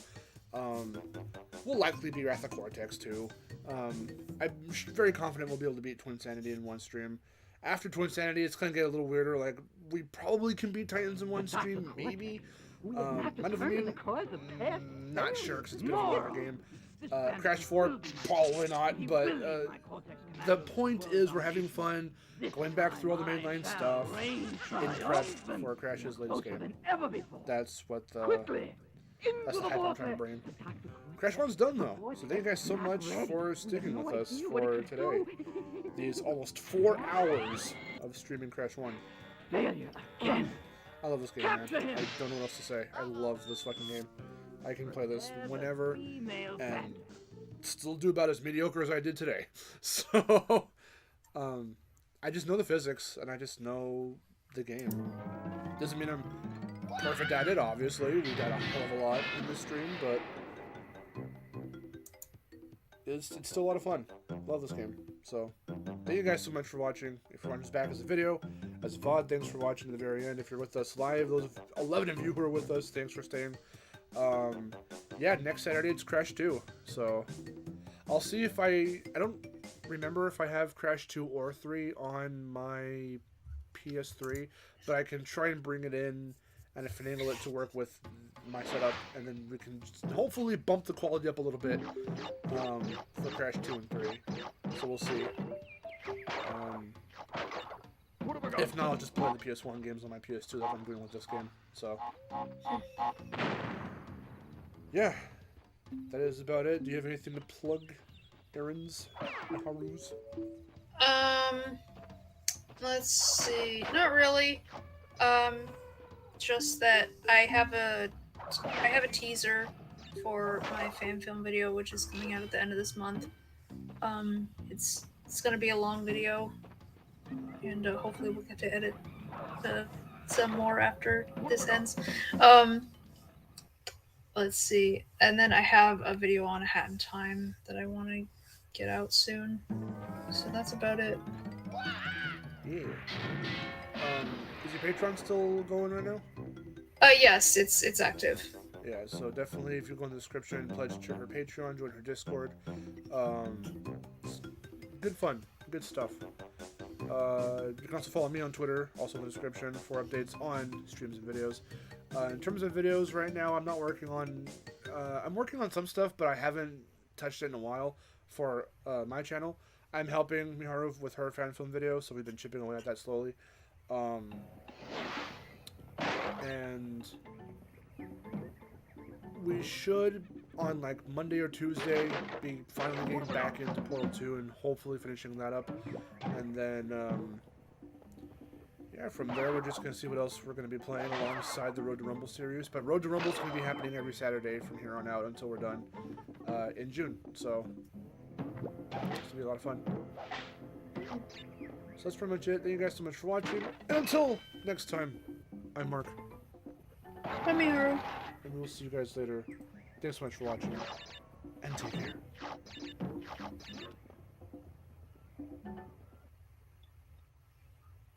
Okay.